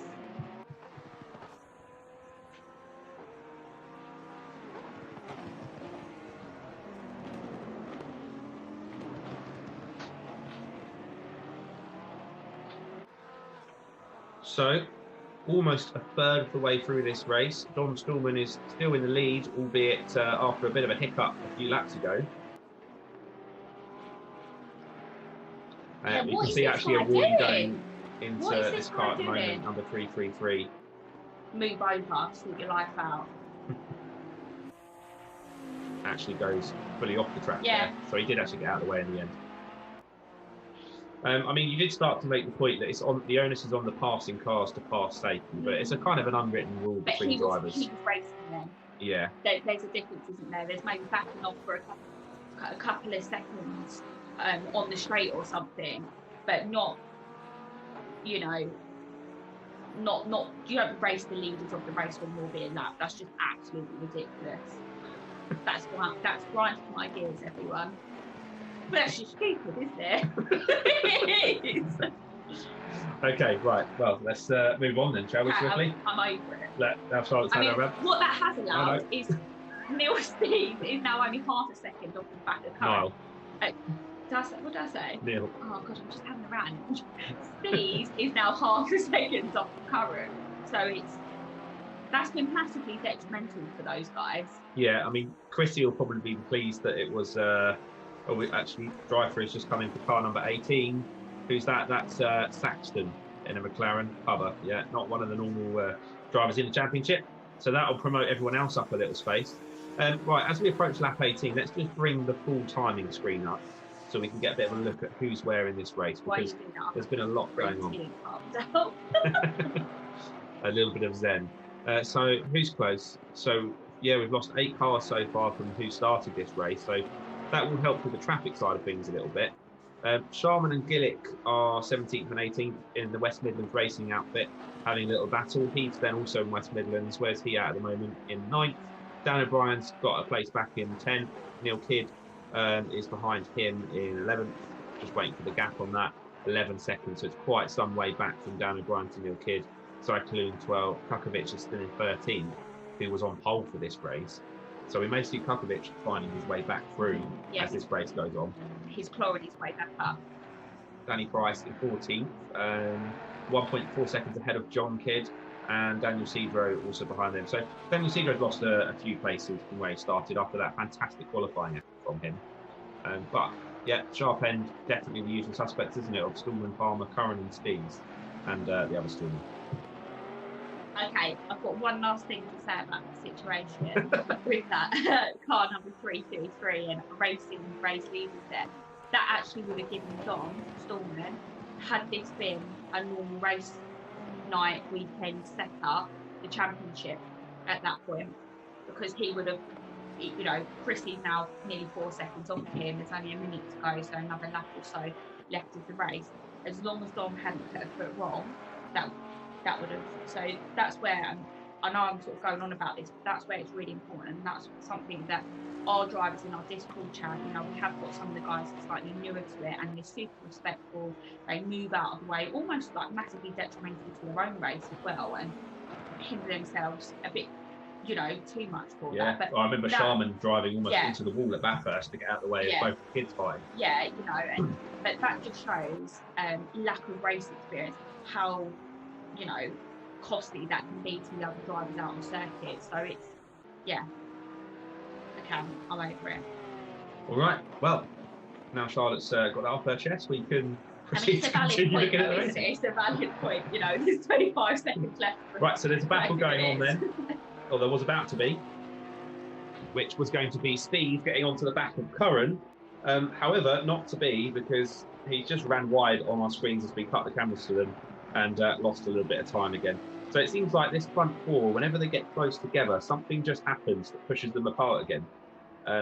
It's just the pressure sometimes of knowing that you've got another car, and then the other aspect to take into account is the downforce. will drop a little bit. It's not quite generating the same amount of downforce as a Formula One car and these GT3 cars, but that big rear spoiler at the back isn't just for show. It's pushing it into the ground. When you get close to someone, you lose a bit of downforce. Yeah, we just saw Mr. George's background there was just get on to Dan O'Brien. He's about to make a move. So yeah, we just watched this unfold in the big Bentley of Mr. O'Brien to the car number 55 there. This is a battle between 8th, 9th, 10th, and 11th. Yeah, and Neil Kidd, who, bear in mind, not so long ago was somewhere down in 18th place, back into 10th. To note that as well, he's clawed his way up to 7th. Yeah, and it's just where they're sticking with it. You know, so many people come and go in these racing, particularly online racing like this, where they join a game, they don't have the best start of the race, and then they get bored and leave.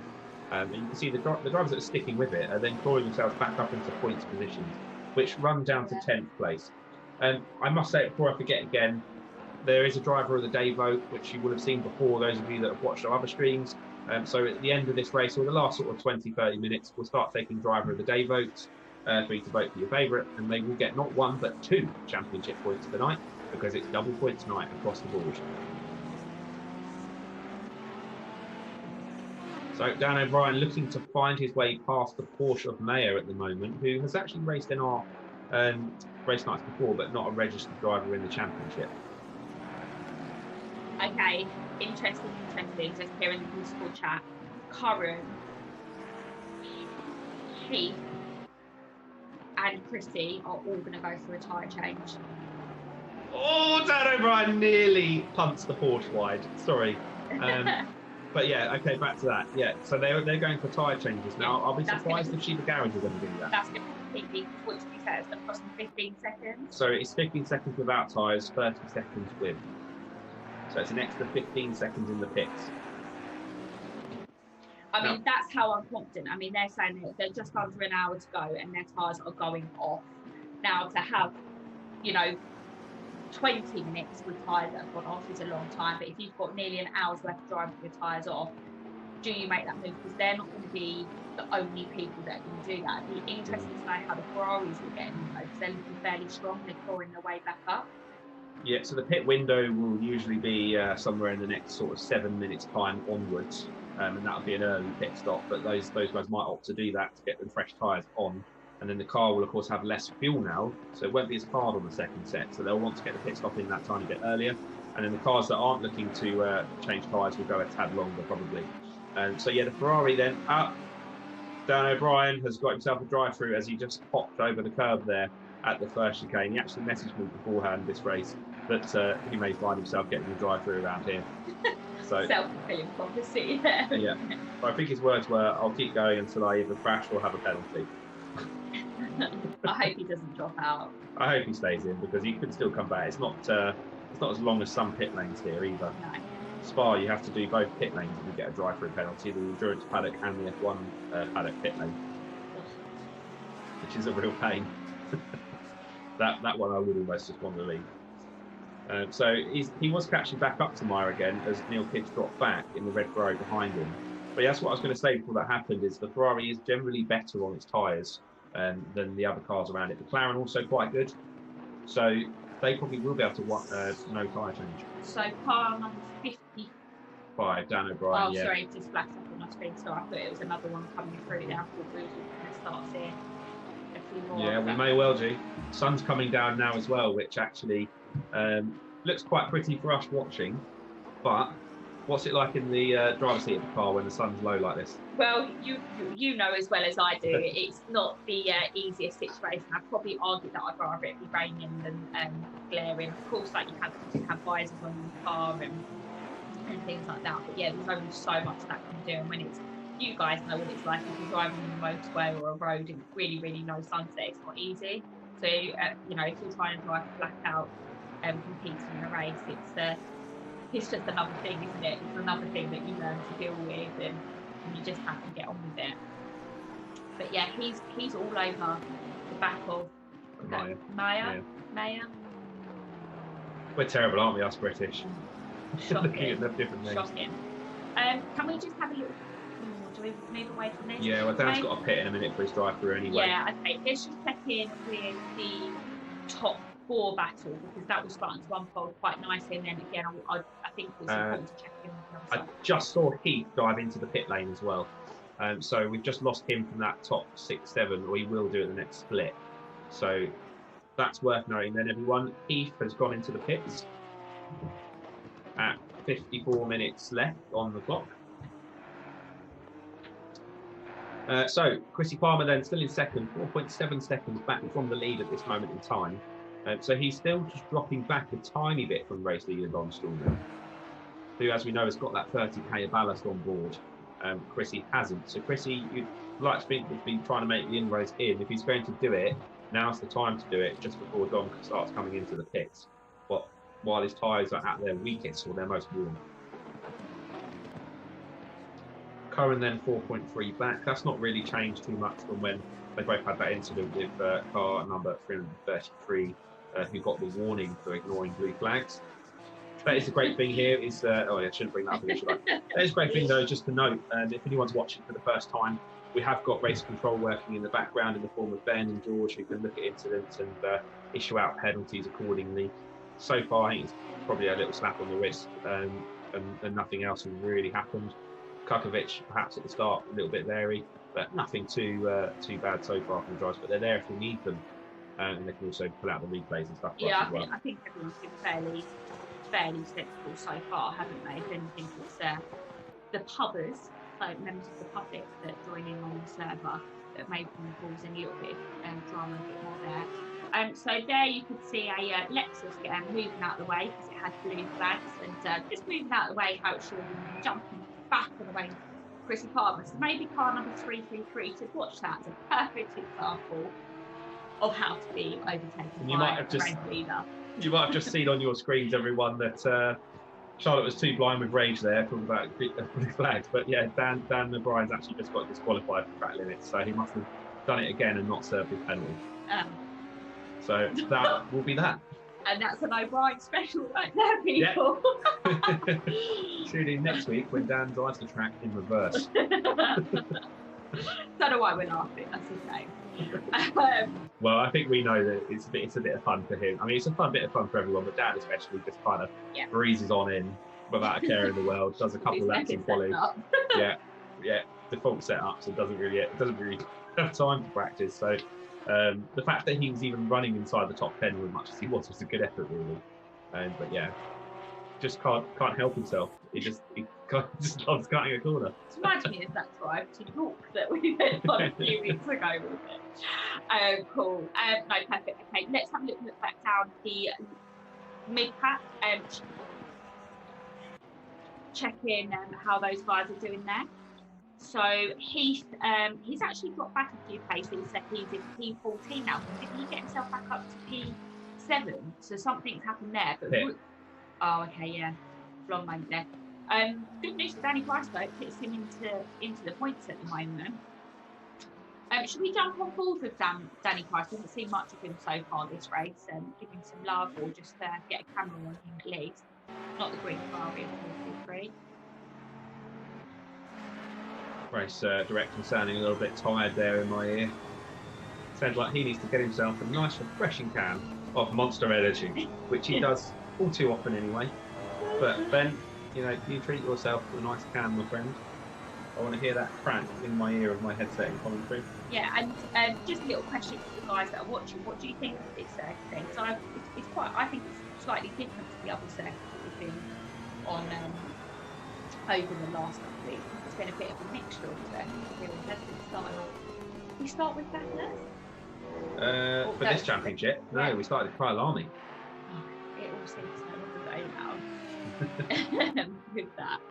Yeah, let's G the chat up a little bit. Everyone's gone a bit quiet. Who do you think's doing well? Who's the winners and losers so far? Like Charlotte said, what do you think the track, as Neil Kidd has a battle with Zyklon once again? So red Ferrari of Neil Kidd then, down in 18th earlier in the race, now up to 8, so he's 10 places higher. Charlotte said it at the start, he always just chips away at it and comes back. Yeah. And it works, doesn't it? Yeah, just picks up the pieces as he goes along. Yeah, let's jump on or can we pop the camera on Danny Price? Because yeah, we haven't seen much of him over the last 30 minutes or so, so always need to show him. So he's 3 a bit seconds of love. back. We've got Paulina watching as well. Yeah, Paulina's finished her workout or not yet, I'm not sure. She might be watching along still. This is the man that was celebrating his 8th anniversary at the first round and finished 8th twice to celebrate it. Very good. Yeah. Very good. Life is almost bad. Yeah, we've not actually had much chance to ride on board since, other than the track guide earlier on in the race. Paulina's finished her workout. So you'll see the different cars can get away with taking different amounts of curve around the track. So the Ferrari's kind of one of the middle cars. You can use a tiny bit of curve, but equally it can get upset quite quickly if you're not careful. Up ahead then is the red car of Neil Kidd, who is Danny's teammate, both racing for Sheba Garage. Currently third in the team championship, 1 point behind Fellas Racing of Clemson and Stees. Clemson's not made it on tonight, so it's just Stees repping for Fellas Racing, so that's going to open the doors up for Sheba Garage to take extra points.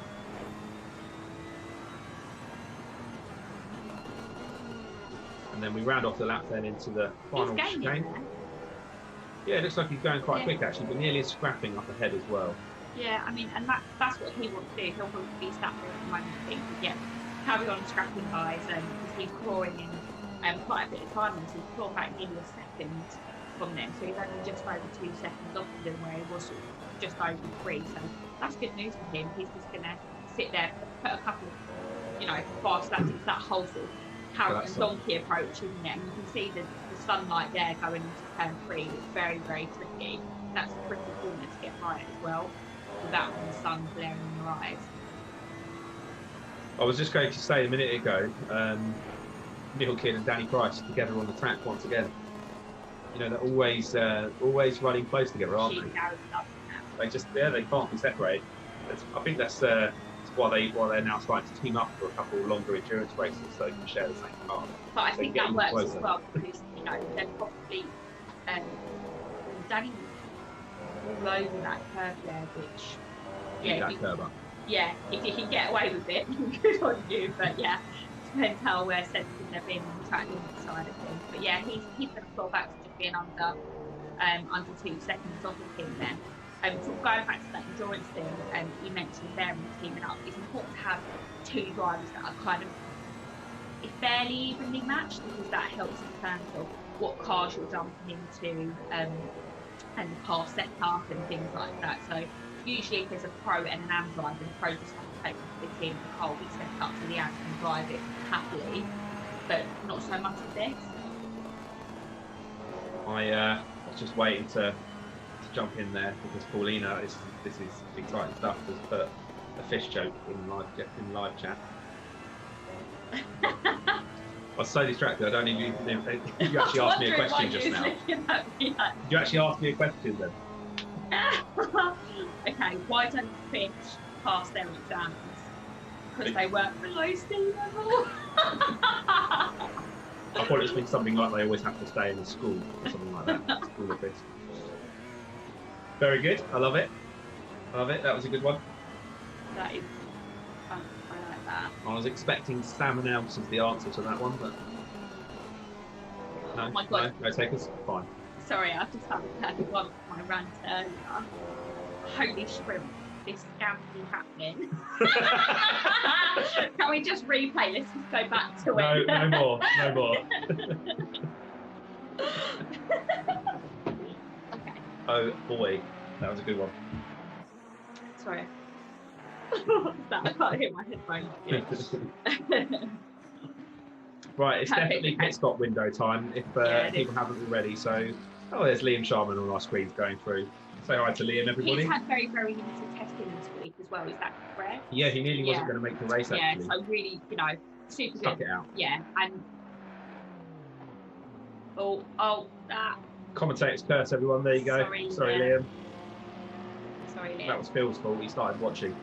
Yes, don't Phil. Come on, Phil. You weren't giving him enough support. Where's Gillick? Is Gillick still in the race as well? Yeah. No, we've lost 15 cars now and 28 started. Dropping like flies. Yeah. So points go down to 10. So only 5 drivers currently not in the points. So again, it's going to keep that championship battle alive. We're also missing drivers from the Cupid Shunts tonight, Logan and Billy.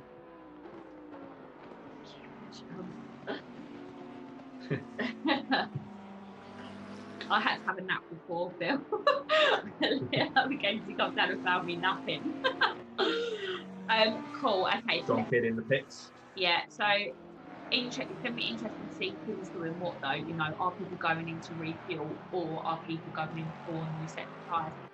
I think we're going to see more sets of tyres than what we anticipated. I think anyone that's on a Ferrari probably won't put a new set of tyres on. Could be a very, very good move for them, but also could potentially hurt them in the latter stages as well. You know, if we've got the, you know, let's be honest, the fastest out of the group putting tyres on, you know, they're going to have to work hard to claw it back, but it's a risk. Yeah. So what they're essentially banking on is that's going to give them 15 seconds plus extra time on the track. So that's what they're going to lose by putting them on in the pits. They have to make that happen more, basically. So it's not always worth it in races like this. You know, 45 minutes, you tend to just think, yeah, let's stick it out. But yeah, tonight they're thinking they need to do it.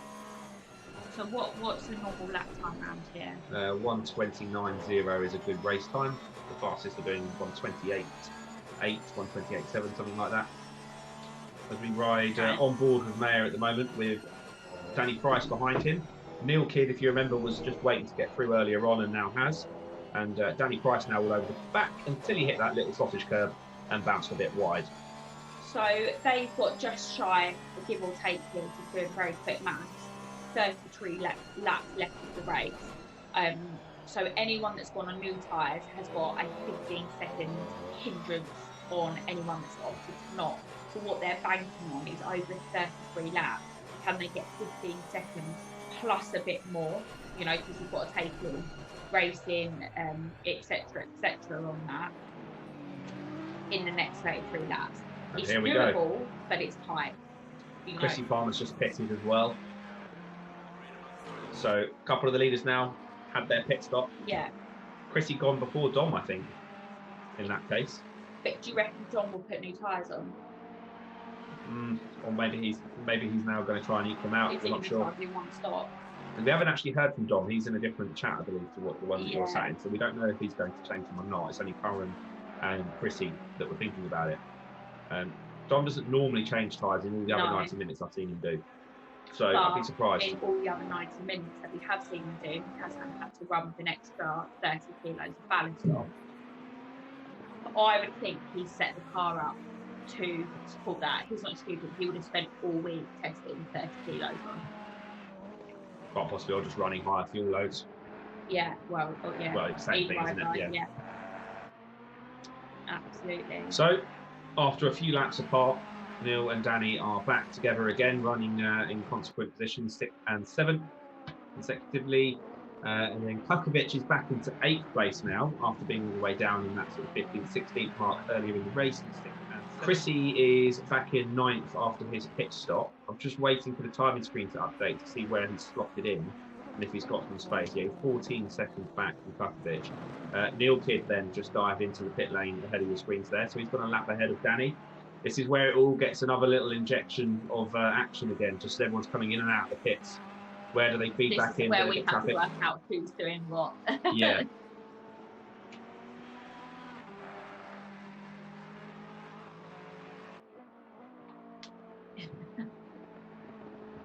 So, if we go back up then, just to check then where Stallman is gap-wise, he's got to pit soon. Dom Stallman, that is. So looking good then for Vegas Sim Performance then. That's our leading constructor team at the moment of Dom Stallman and Steve Rowe in the pits that we just saw briefly in the Audi there. So Vegas Sim Performance made up of the two Stallmans, father and son, Roland and Dom. Coming into this, again, no drop score has been calculated yet, but 86 points to Fellas Racing's 65. Fellas Racing are driver down at some point. And in fact, every other team has had drivers miss at least one race when you look at it from that perspective. And both the Stallmans show up every race and score good points. So it kind of adds up, that one, doesn't it? Yeah.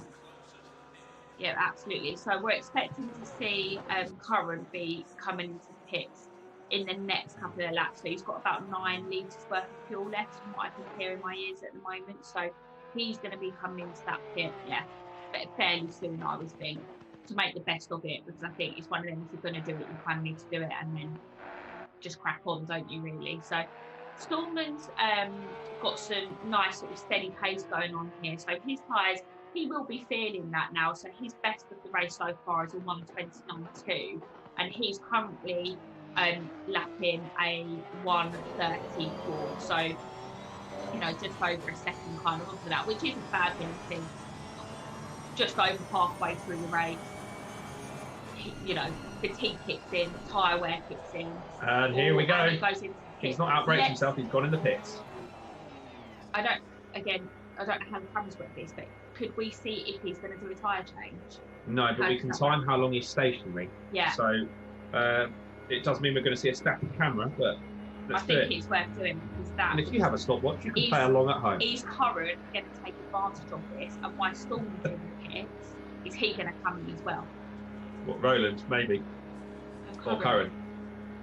Keep up, mate. Okay, doesn't do what Heath did at our Kyle Army race and missed the pit box. Okay. Okay, so just stop watching. We'll see what happens. Anything over 15 seconds, and we know he's putting new tyres on the car. So unless he has damage. Unless he has damage, but I can't see that he would have had any damage. There's no reason to. So this is at the point in time, just from a driver point of view, who's done pit stops and things like that. That's where you will be taking a massive breath at the moment. Bit of sort of recoup time, just rethink. You'll be talking to your engineers and on the radio, because of course they're in contact with you when you're driving. This is where you can have sort of a real good contact. And he's going, isn't he? So he's just refueled. So that's 38 seconds then, so that will be tyres. Oh yeah. I was a bit stunned, stopwatch there. My dad always used to do it for me. I don't set my own stopwatch. So Beats back out then. Curran's still yet to pit. Murray's still yet to pit. So they're out of position at the moment. But Chrissy's 9.8 seconds back now that they've both pitted. So Chrissy's definitely lost time between the in laps and out laps, which is now maybe he couldn't get the car switched on when he first came out the pits. Maybe he's had an issue. Although as I say that, the gap's just updated. It's now 4.1, so it's actually about what it was before. 5.2. So yeah, okay, they've both done similar sort of time pit stops. Just a side note, everyone, if you don't believe me about race director loving his cans of Monster, if you head over to YouTube and watch there, you can see in the chat he's even just said that he's got 3 cans on the go at the moment. So that's over on the live chat, evidence right there. So here we are then, race leader currently 2.5 seconds to Pakovic, who probably is also yet to pit, unless he got it in early after he got caught up in that tussle at the start. I don't think he's been in yet, from what we've seen on the screen here. Danny Price hasn't been in yet, Murray hasn't been in, and then has Curran gone in yet? If you can go top of the leaderboard there, race director, it's just missing on my screen there. Yeah, so we know that Curran is going to come in. If Curran's going to do this, he needs to do this in the next couple of minutes or so from a tactical point of view. Sometimes it's worth eating out the field, and other times it's, you know, it's not. And I think there is definitely an optimum window of when you want to come in to get the best out of the fact that you have to stop with that.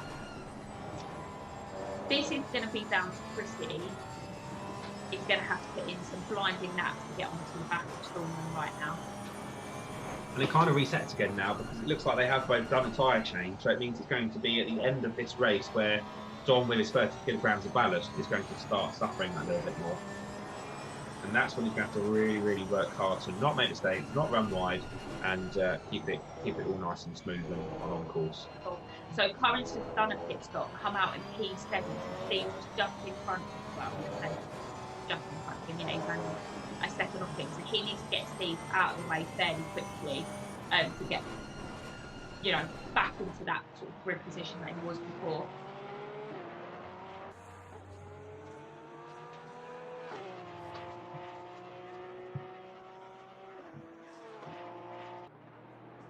So then, we are 34 minutes away, or 35 minutes and a bit less away from the end of this race. Currently, Murray has the lead, where he's yet to pit.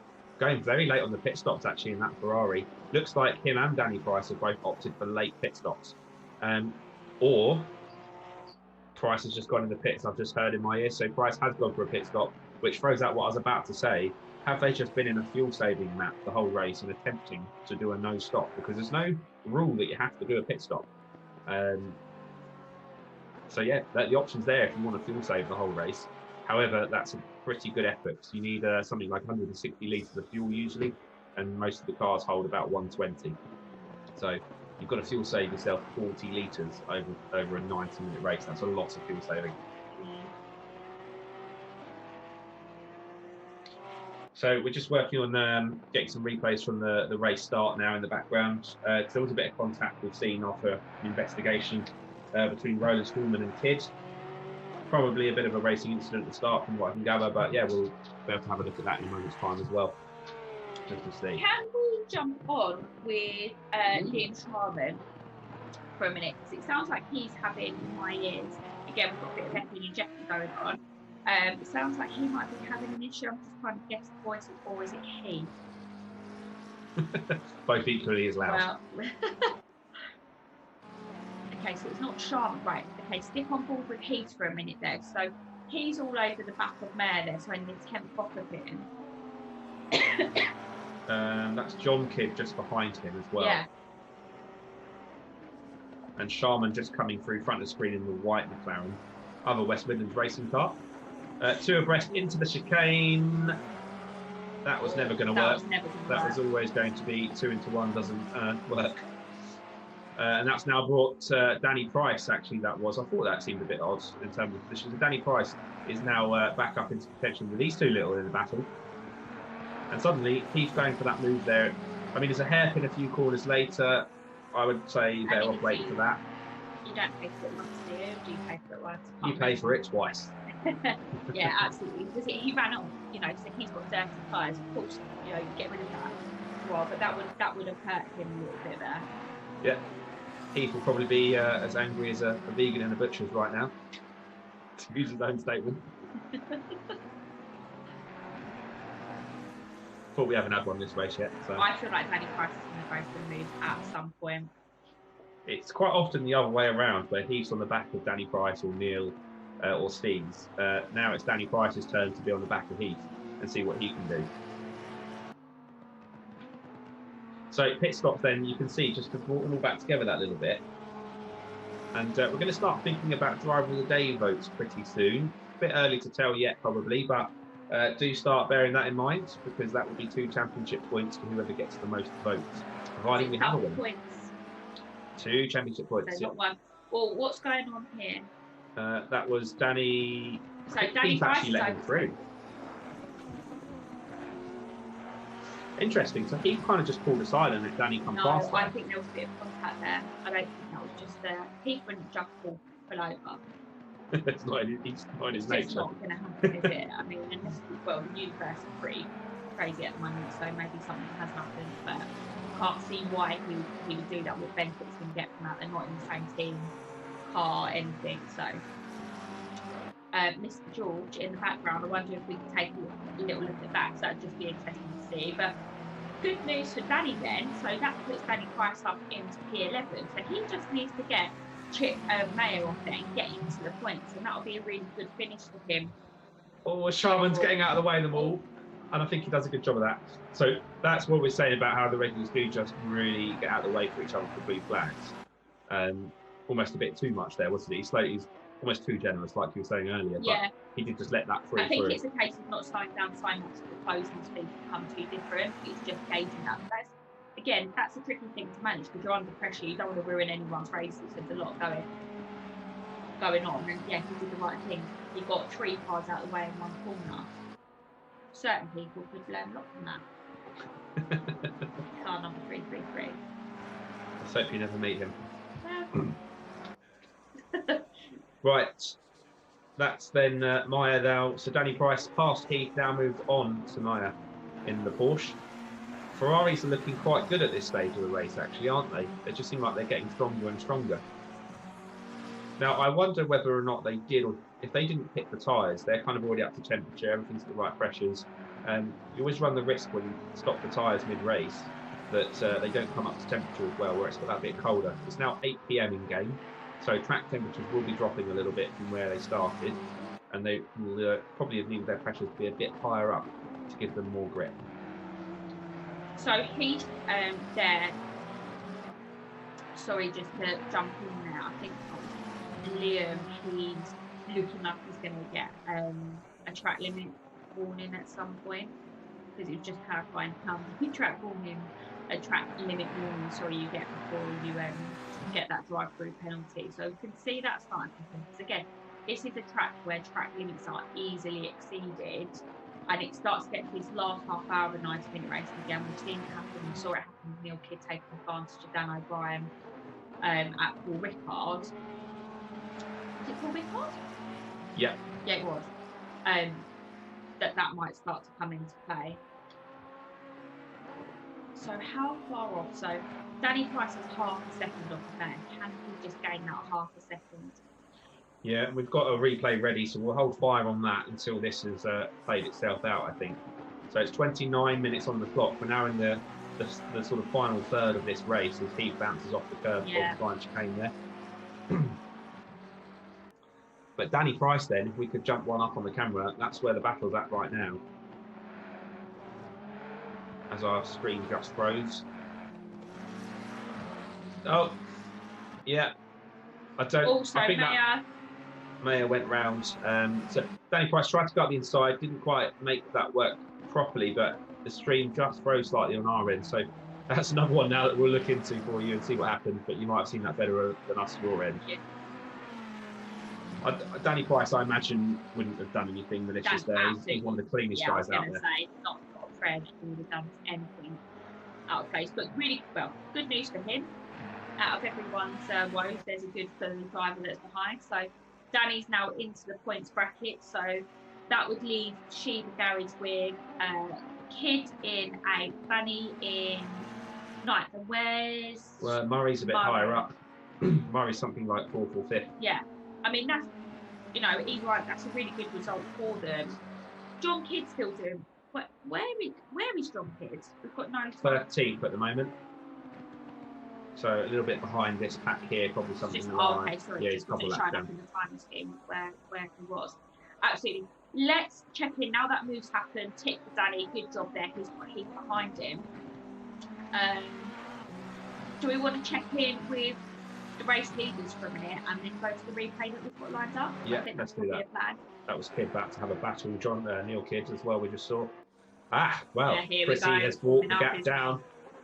He's got the bit between his teeth now, and he's just hunting down Dom Stallman in the lead. He's brought that down by about a second and a half since we last saw it. Yeah, and Curran got the job done there with Steve's overtook him. So Steve is now 3 tenths of him. So kind of actually near enough back to normalish order after all that sort of chopping and changing during that sort of main pit window when everyone was taking advantage of that. Good news for our Stallman there. So Roland Stallman, he's managed to come up to 5th position, a bit more where he normally is. Yeah, he's just been chipping away at that because his grid position was not the best. So just been going forward a little bit, capitalised a bit at the start, gained a few others, overtook a couple we saw. I mean, he started 10th at the beginning of this race, he qualified 10th. So yeah, that's good. Murray also going well in 6th. Don't forget he's running 10 kilograms ballast from his 2nd place last week, and Steve is on 5 kilograms of ballast. So still got the guys at the top end of this running ballast at the moment. So they're hanging in there. So we're ready for the replay of the race start earlier on, because Dom Stallman did actually get himself into the lead quite hastily and has been able to then dictate the pace since. So you'll get an eye at that now. As we're going to 2nd or 3rd turns, you should see him then just force his way through almost on the pack.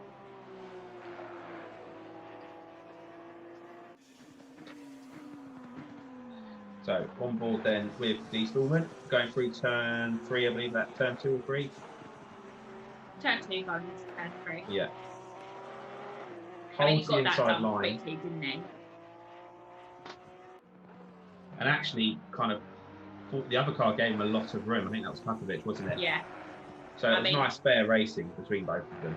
I mean, Kukovic there, to be fair, was just completely offline the whole way through that corner. So that gave the Bentley a bit of track position there as well. I mean, it was brave. That was a bold move for lap 1, but I think that's the move that anyone would have gone for.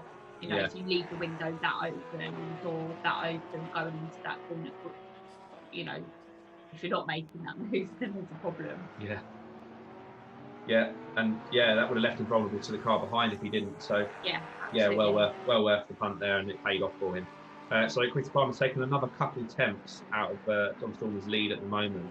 So Chrissy now on a charge to bring that gap down. So, so just he's over 3. Back marker in his way, Liam Sharman. Yeah, gets nicely out of the way Beautiful, mega. Liam needs to work on not literally stopping the car. Is the only thing I would say. He's too going from one extreme to the other. He's almost too nice. You know, if that was a big busier race, you know, he's got to carry on, hasn't he? At that point in time, but you know, good job to him there as well. But yeah, he just needs to kind of learn on managing those speeds a little bit. So that is one thing that you find. A lot of GT races, you'll have GT4s and GT3s, and there's a massive speed difference between the two. So you have to think about closing speed and safety and stuff like that when you're on the real life circuit. Yeah, it is an art, isn't it? Being able to let cars through without losing much time. I mean, it's an art that you don't have to get that good at, is something I would say. Yeah, or even if you're scrapping with somebody though, and you know you're dicing. There's a way to do it where you lose less time. There's a way to overtake where you lose less time, and it's all kind of part of racecraft in a way. Another term I'll explain on another one of our Motorsport Explained episodes as we move forward in time. Good plug for the YouTube channel if you're interested in more motorsport related content. Go and give InGear Motorsport a follow. Some of you are watching on Facebook, some of you on Twitch, and some of you are on YouTube already. But yeah, we're looking to put out more kind of bite-sized content in coming weeks, as well as the live stream. So we have a little bit of a break actually after this from the live streams to get some of the other content out there. And we'll be back doing some Porsche Cup series, like I said, about 3-4 weeks time. We haven't quite settled on the date yet, but it'll all be available on the socials if you're interested in following. And you can get us on Discord as well. So that's free to join. There's links dotted around wherever you might be watching at the moment. So sign up to the Discord in the time and you can get the latest info, or just follow us on our different socials. So we have got a second replay then, which was kids race start, and also had a little bit of contact, I think, with Roland Stallman. So we should be able to take a look at that now for you as well.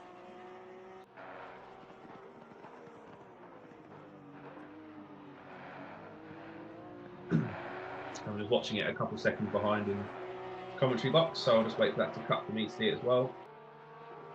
So kids, the red Ferrari that you should, you saw just got a big punt there.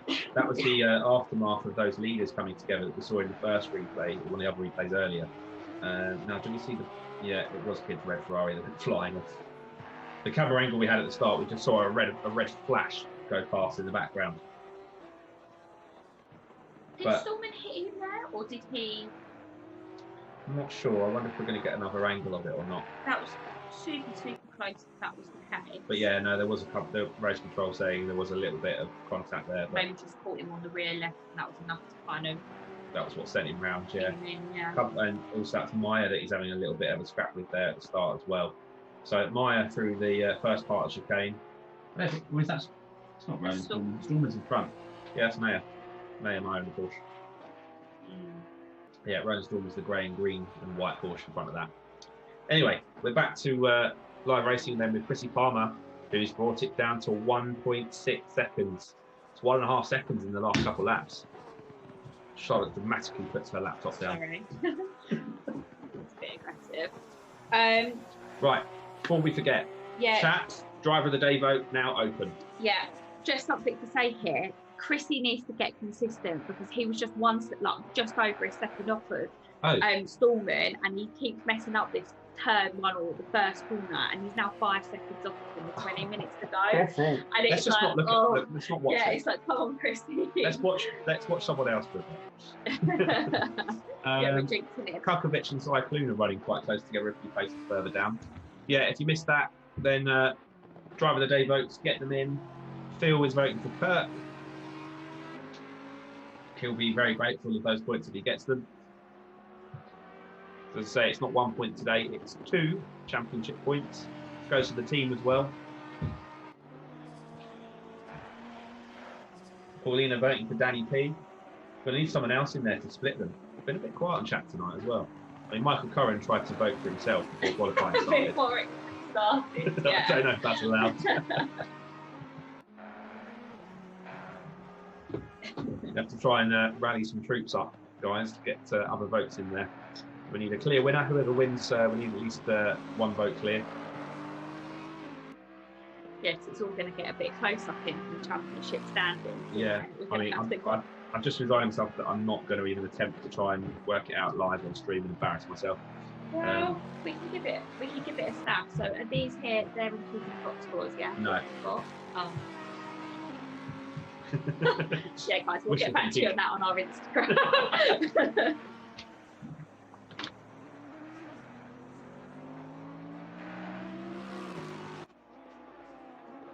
Let me start having a little. And this is where, in a championship, you'll have multiple members of a team all sat there, all with printed off sheets with every, bear in mind this, it gets so tight in these championships, working out every possible scenario, especially if people are dicing. Okay, are they going to cross the line in third, fourth? And they will literally work out who's going to finish where all the competitors are going to be, so they can pretty much, as they cross the line, within reason, have a good stab of where that championship and it's great if you've got a computer in the background that adds it all up for you straight away. And we've got Ben, so he's not quite learnt that skill yet. no amount of cans of Monster can do that maths that quick, unfortunately. We have it just said to me, oh yeah, I do like a can of Monster in my ear. Ashley Price has just voted for Danny Price. I wonder where that came from in the chat. But those are the rules. So Danny Price looking like he's leading the driver of the day vote at the moment with 17 minutes and 40 seconds to go on the clock.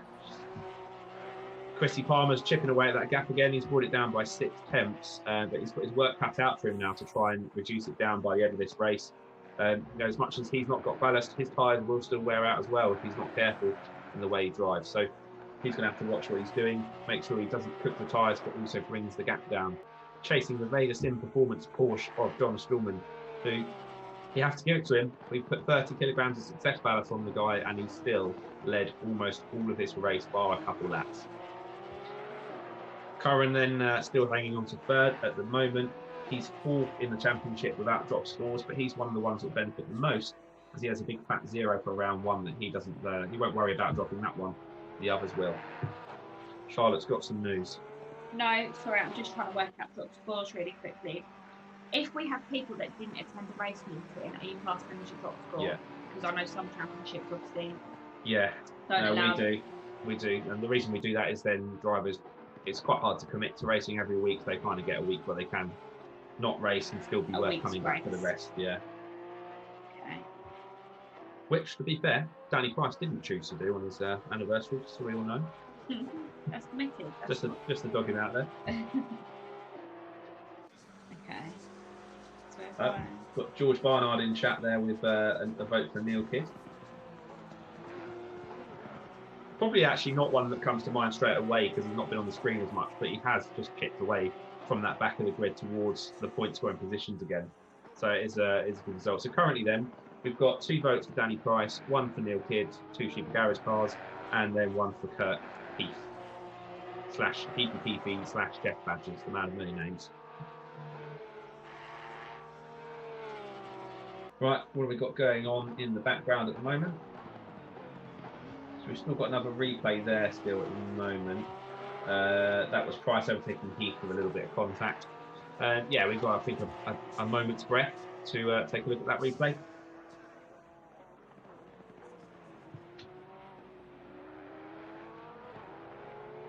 So that was when Heath and Danny Price had their little moment earlier in the race, basically.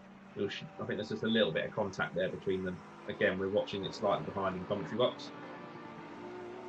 So Heath had a bit of a slide, went to rejoin the racing line, and actually did let Danny Price pass cleanly in the end. Very nearly caught him. You see, he starts to rejoin, and then Danny just gets through. Actually, it was quite a good job of watching the mirrors by Heath there, because that could have very easily been a bit of an incident.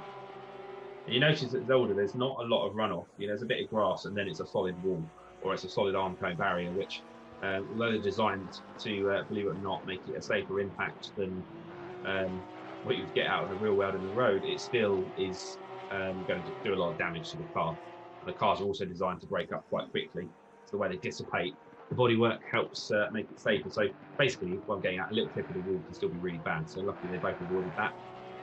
And the little bits of grass between you and the wall don't give you much room for error around here.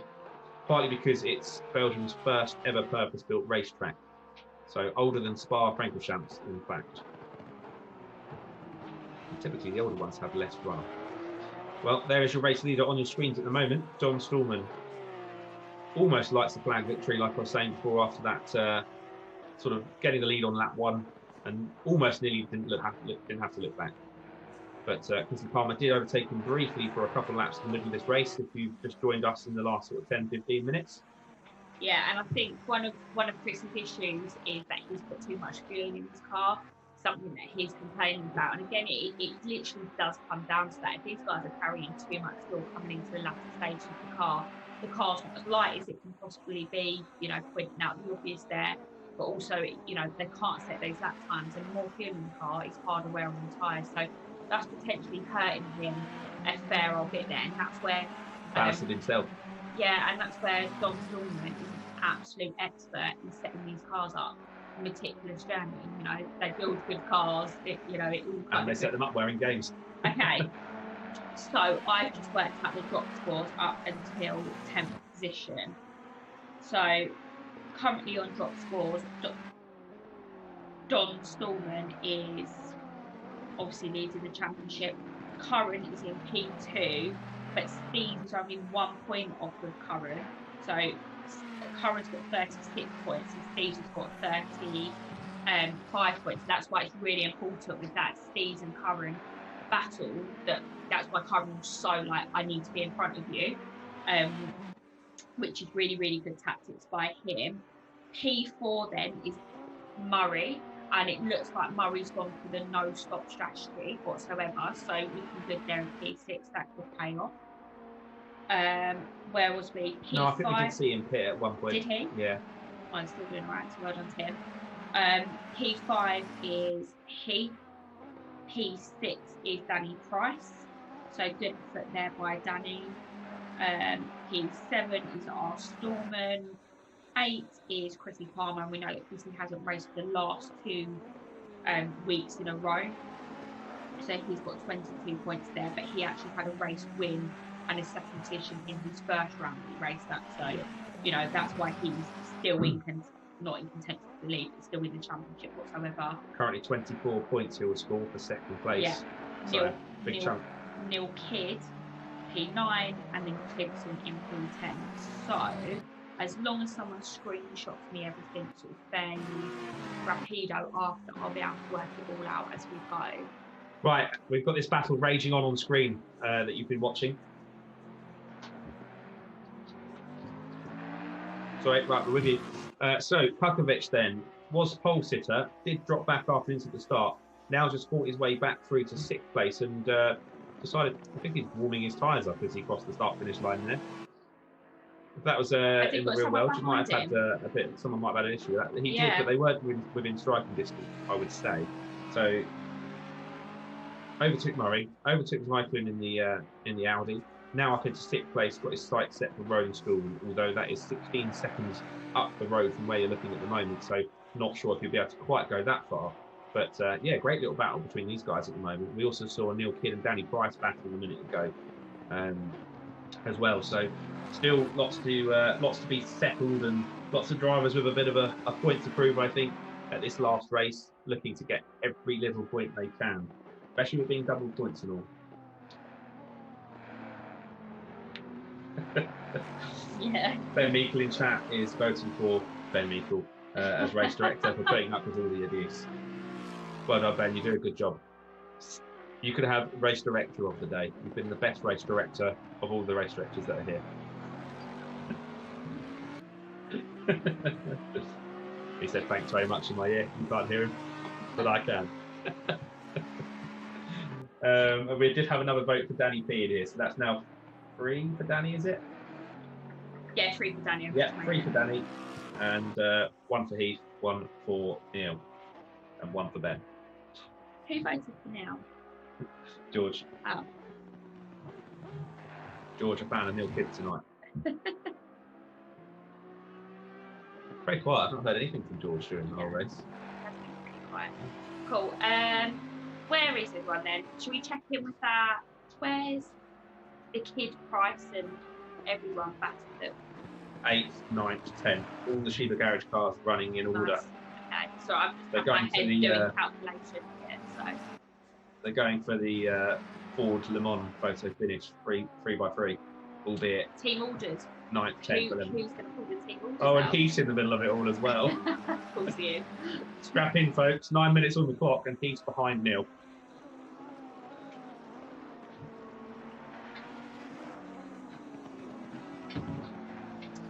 So Neil, the red Ferrari on the screen at the moment, currently leading the little pack that you see here of Heath behind him in the McLaren. Mayer wasn't too far back, but I think he has just dropped back. Danny Price has somehow got away from these two a little bit, and then ahead of him is Murray. So albeit they're close on the track, in the grid order, the Shiba Garage cars are not necessarily as close on the track, but Heath's definitely all over the back of Neil and looking like he fancies a move up into 10th place. This is for points. This is the point. That's what I was just gonna get to. So.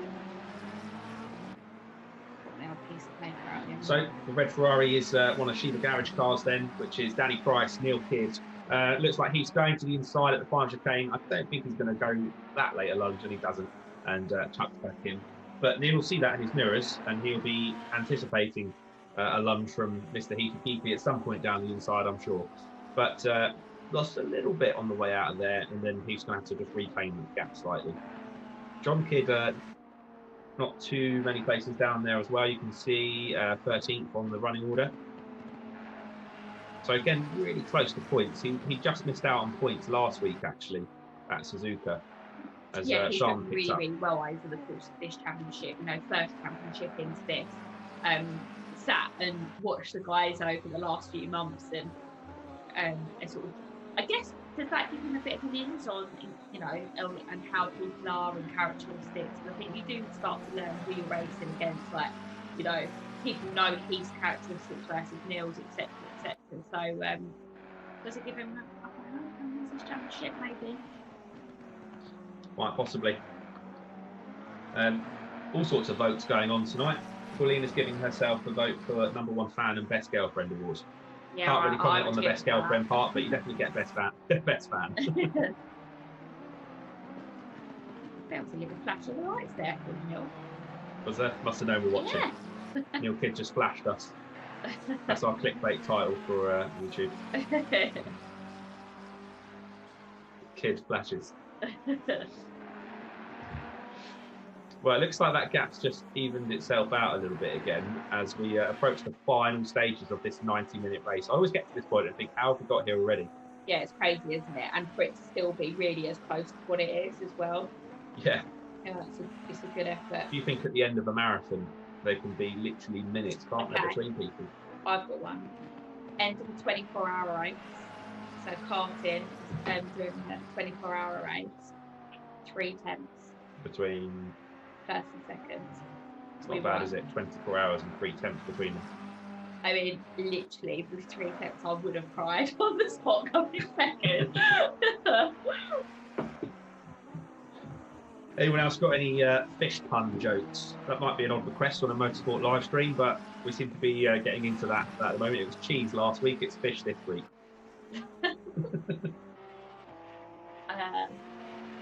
Oh. Paulina's definitely been rounding up the troops. We've had another vote for Danny in the chat. Good effort. Hello, welcome everyone that's joining our live stream for the first time. Good to have you on board. Since you've come here to vote for Danny Price, feel free to subscribe and like InGear Motorsport while you're there. It seriously is the best YouTube channel. I'm not even squidding. That was good.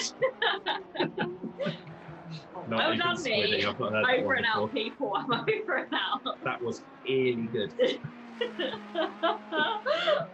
Oh, right, sorry, I've got to stop laughing at myself. Yeah, she said she's earning her best girlfriend award. I mean, what would be amazing? How close is Danny and Price on points to the next car? I was talking championship here. When your drop scores that you've worked out. 23 points versus 24 for Heath. Yeah. So he's got 1 point. But yeah, this really is for championship positions between these two. He needs to stay in front of Heath. That's what I was just working out. So for anyone that's new that's watching, sorry, I'm just watching. I've just gone. So he's P9, so he would get 4 points, and how many Heath is out of? So Danny would clear Heath on points at the moment then? By 4. Yeah. Yeah, 4 straight points. He's doing well in the points by himself anyway, but well done everyone. Something's happened to Chrissy in his VR. Can we just go up to Chrissy to see what's going on there?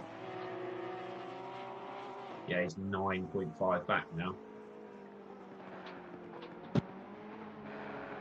Must have had a moment. I think his dog's attacking his VR cables or something. I've heard of the dog ate the homework, but not ate my VR while I'm trying to race. I think his dog's wanting some attention. It's a whole new driver excuse book, isn't it? Yeah. Sim racing. In the real world, we have all sorts of excuses. Now there's even more. My dog attacked me whilst I was racing. I was on the phone to him earlier and he just suddenly shouted down the phone and I wondered what it was for and he went, no, not you, it was the dog. Cool. So we have got a replay here of Murray getting overtaken. Are we going to play that with 3 minutes left to go?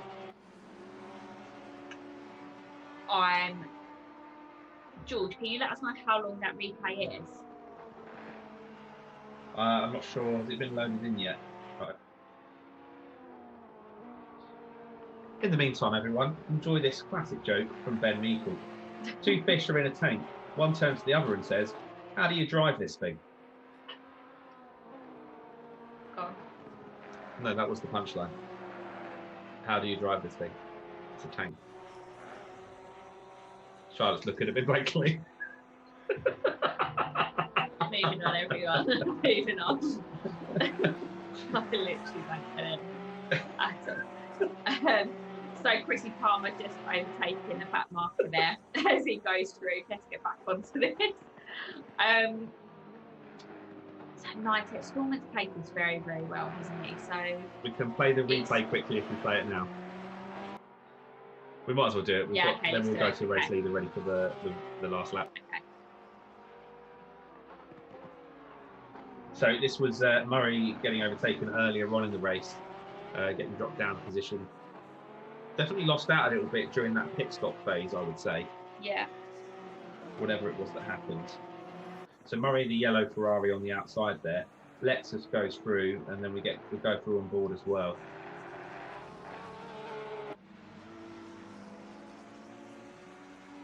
I think that was Roland Stallman.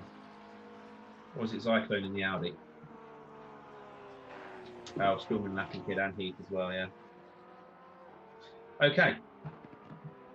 Well, we're literally at the end of the race already. It's a minute and 24 seconds to go. So next time Dom Stallman crosses the finish line, that will be the last lap of the race.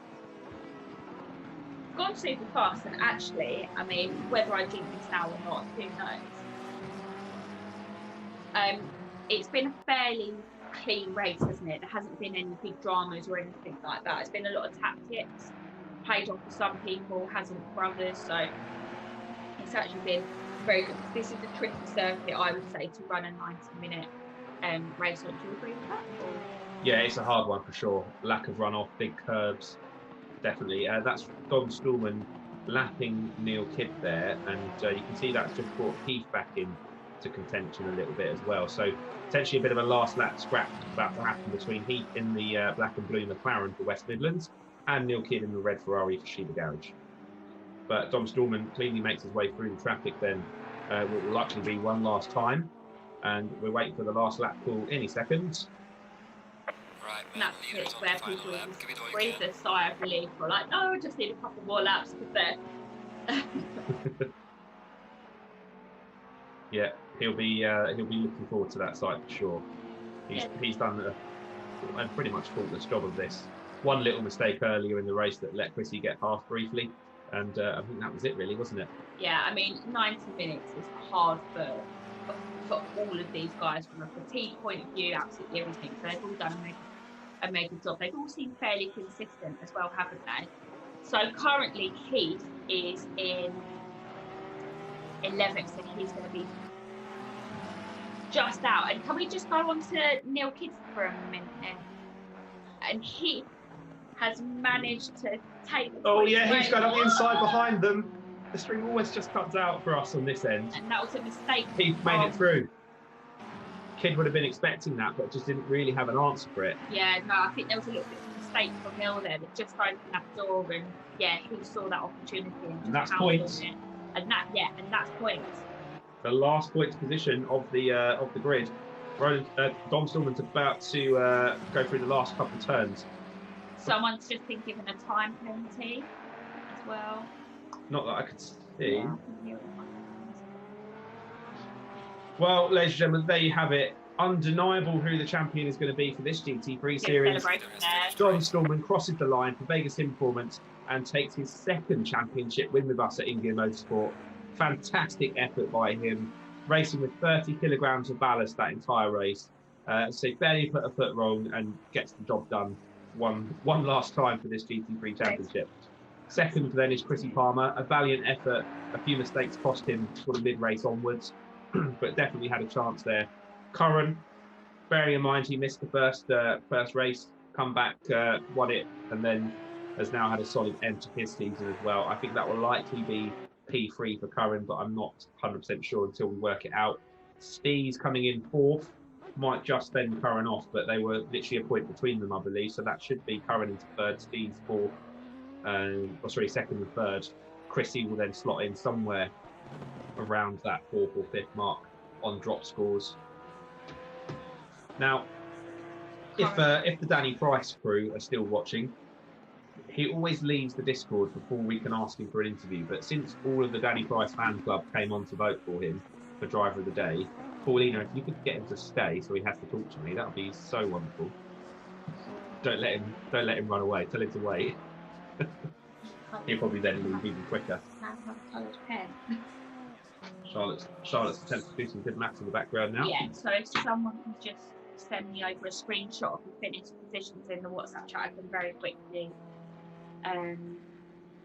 As I hear fierce typing going on in the background. Oh, that was a good time for my live stream to cut off.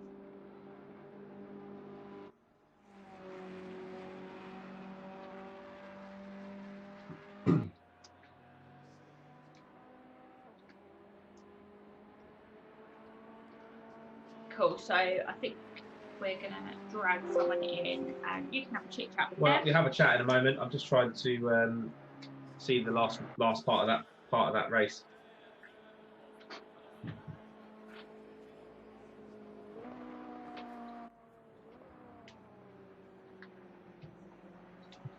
Okay, so there we are. Sorry, a little bit of a delay that coming through my end, but Dee Stallman then took the win of that race and the championship with it, so fantastic job once again for him. Chrissy Palmer came in second and stayed pending working out points, will be somewhere around fourth or fifth because he did miss 2 rounds. So even with the drop scores, that won't be enough to save him. Curran is third in that race. Steve is fourth. Roland Stallman had a good comeback from 10th to finish 5th place. Kukovic, after that lap 1 incident, regained himself back into 6th. Zoe Kloon 7th, and that actually took a couple of points away from people who are in the championship, which is Danny Price in 8th. However, also got the driver of the day vote. Thanks to everyone watching and voting in the chat. He'll be very grateful for that. Hopefully I'll talk to him in a minute if he hasn't run away. And David Murray then came 9th. He claimed the last point scoring slot. So normally for 3 points, but instead 6 points tonight, double points for finishing 10th. And then Neil Kidd, 1 place higher in 11th than his brother John Kidd. So there's always Shiva garages coming in too. Danny Price and Murray next to each other, and Neil Kidd and John Kidd next to each other. So good by them. Daniel Cedro in 13th. Not seen a great amount of him during that race, but just a big shout out to him. He joined us for the first time as well, as did some of the others, and has stuck it through, done every race. So big thanks to him for being a part of the InGear Motorsport Series and, as I say, sticking out from the races. Hopefully see him continue to kind of move higher up the grid later on in the other series that we do. And then Liam Sharman, also another valiant effort, coming in 14th in the race there to round out the grid. 90 minutes of action. Hope you all enjoyed that. Let us know your feedback, thoughts and questions. Paulina said he's going to hate me for this. Right, I better get Danny Bryce in here for an interview in just a moment's time. I'm just going to check one last thing.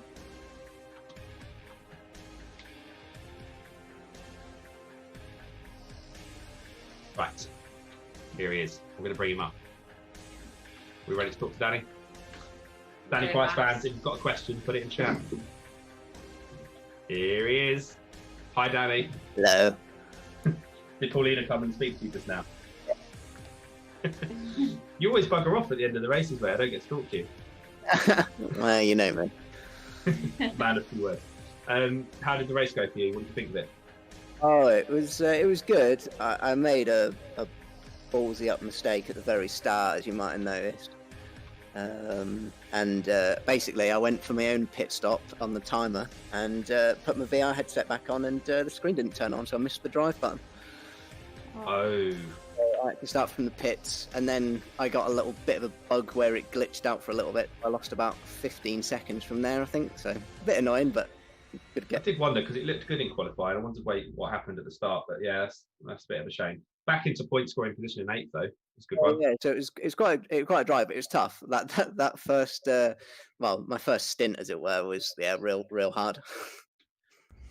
How did you find tyre wear in your car? Because a couple of drivers actually had to put new tyres on. Oh, I did. Mine were pretty much, I think, pretty trashed. I haven't looked at what they were at the end of the race, but they did feel pretty bad.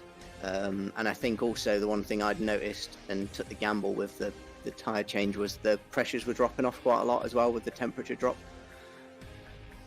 So I was losing about nearly a whole PSI, which is dreadful for these tyres. So I was able to put a bit of pressure in the new set as well. So yeah, it's quite handy, isn't it? Running quite near nil for a bit as well. How did that go? You guys always seem to end up near each other on the track. I know it's bizarre. Quite a few of us do actually, to be honest, which I think shows that we're all relatively similar paced. And stuff like that. But yeah, no, that was fine. As normal, there was a bit of communication. He had a bit of damage and he didn't change his tyres, so he recognised that I was going much quicker than him at the end there. So yeah, good stuff. Before I put you out your misery and put you back down in the Discord chat, I don't know if Paulina told you, but you got the driver of the day vote. She rallied up, I think, at least 2 or 3 family members of her own vote. So, I know. Any comments to the family and friends before I move back? Well, thank you very much. That's about it, really. I mean, that's as good as it gets with that, I think. Exactly. Take it or leave it. Oh, Charlotte's pointing at me for something. 7th in the championship, is that? Yeah. You got 7th in the championship. We're just doing drop points and maths at the same point. Oh, cool. Yeah. Good stuff. Bye, mate. Thanks very much. In a bit, guys. I'll chat to a bit. Yeah. Bye. Cheers. Bye. Yeah. There we go. Cool. So yeah, I mean, I've done this on the fly, and I think I've done it right. So if we have got this, well, I'm pretty sure I've got it correct, but here's going. We'll post everything on our Instagram and social medias anyway. But Stallman then took the championship with 77 points. Mega result for Michael Curran in that Bentley, so with 56 points.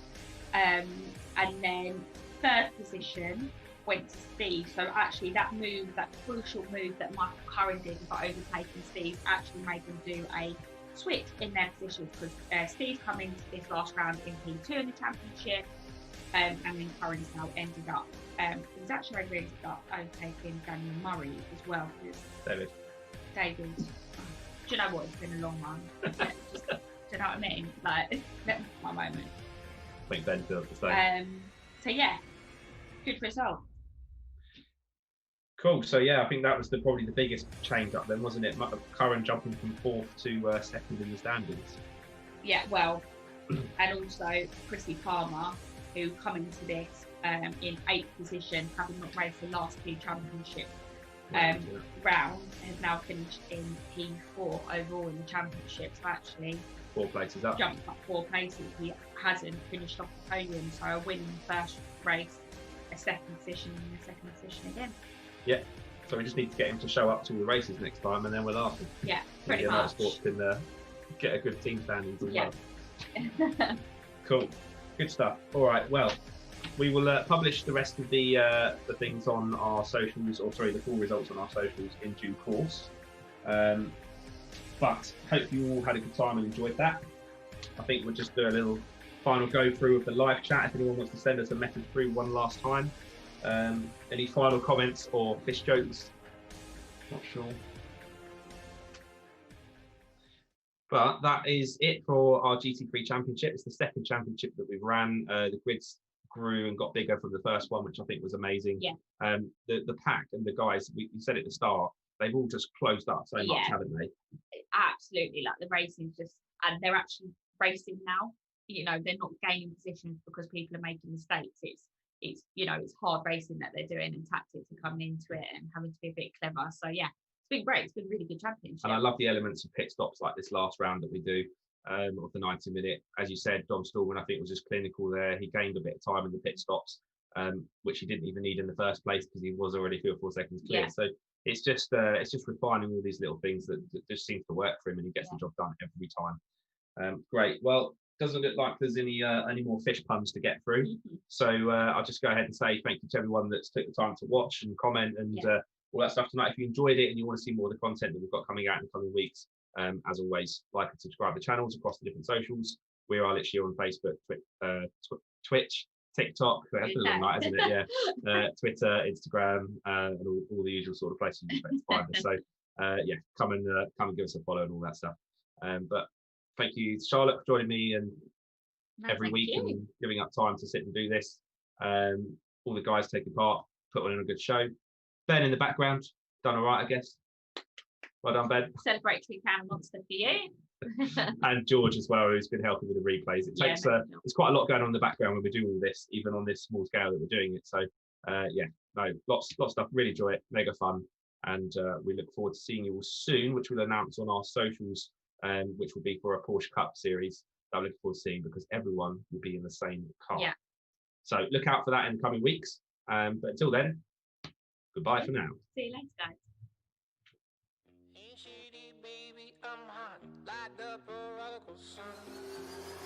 There we go, green lights, and we're off once again.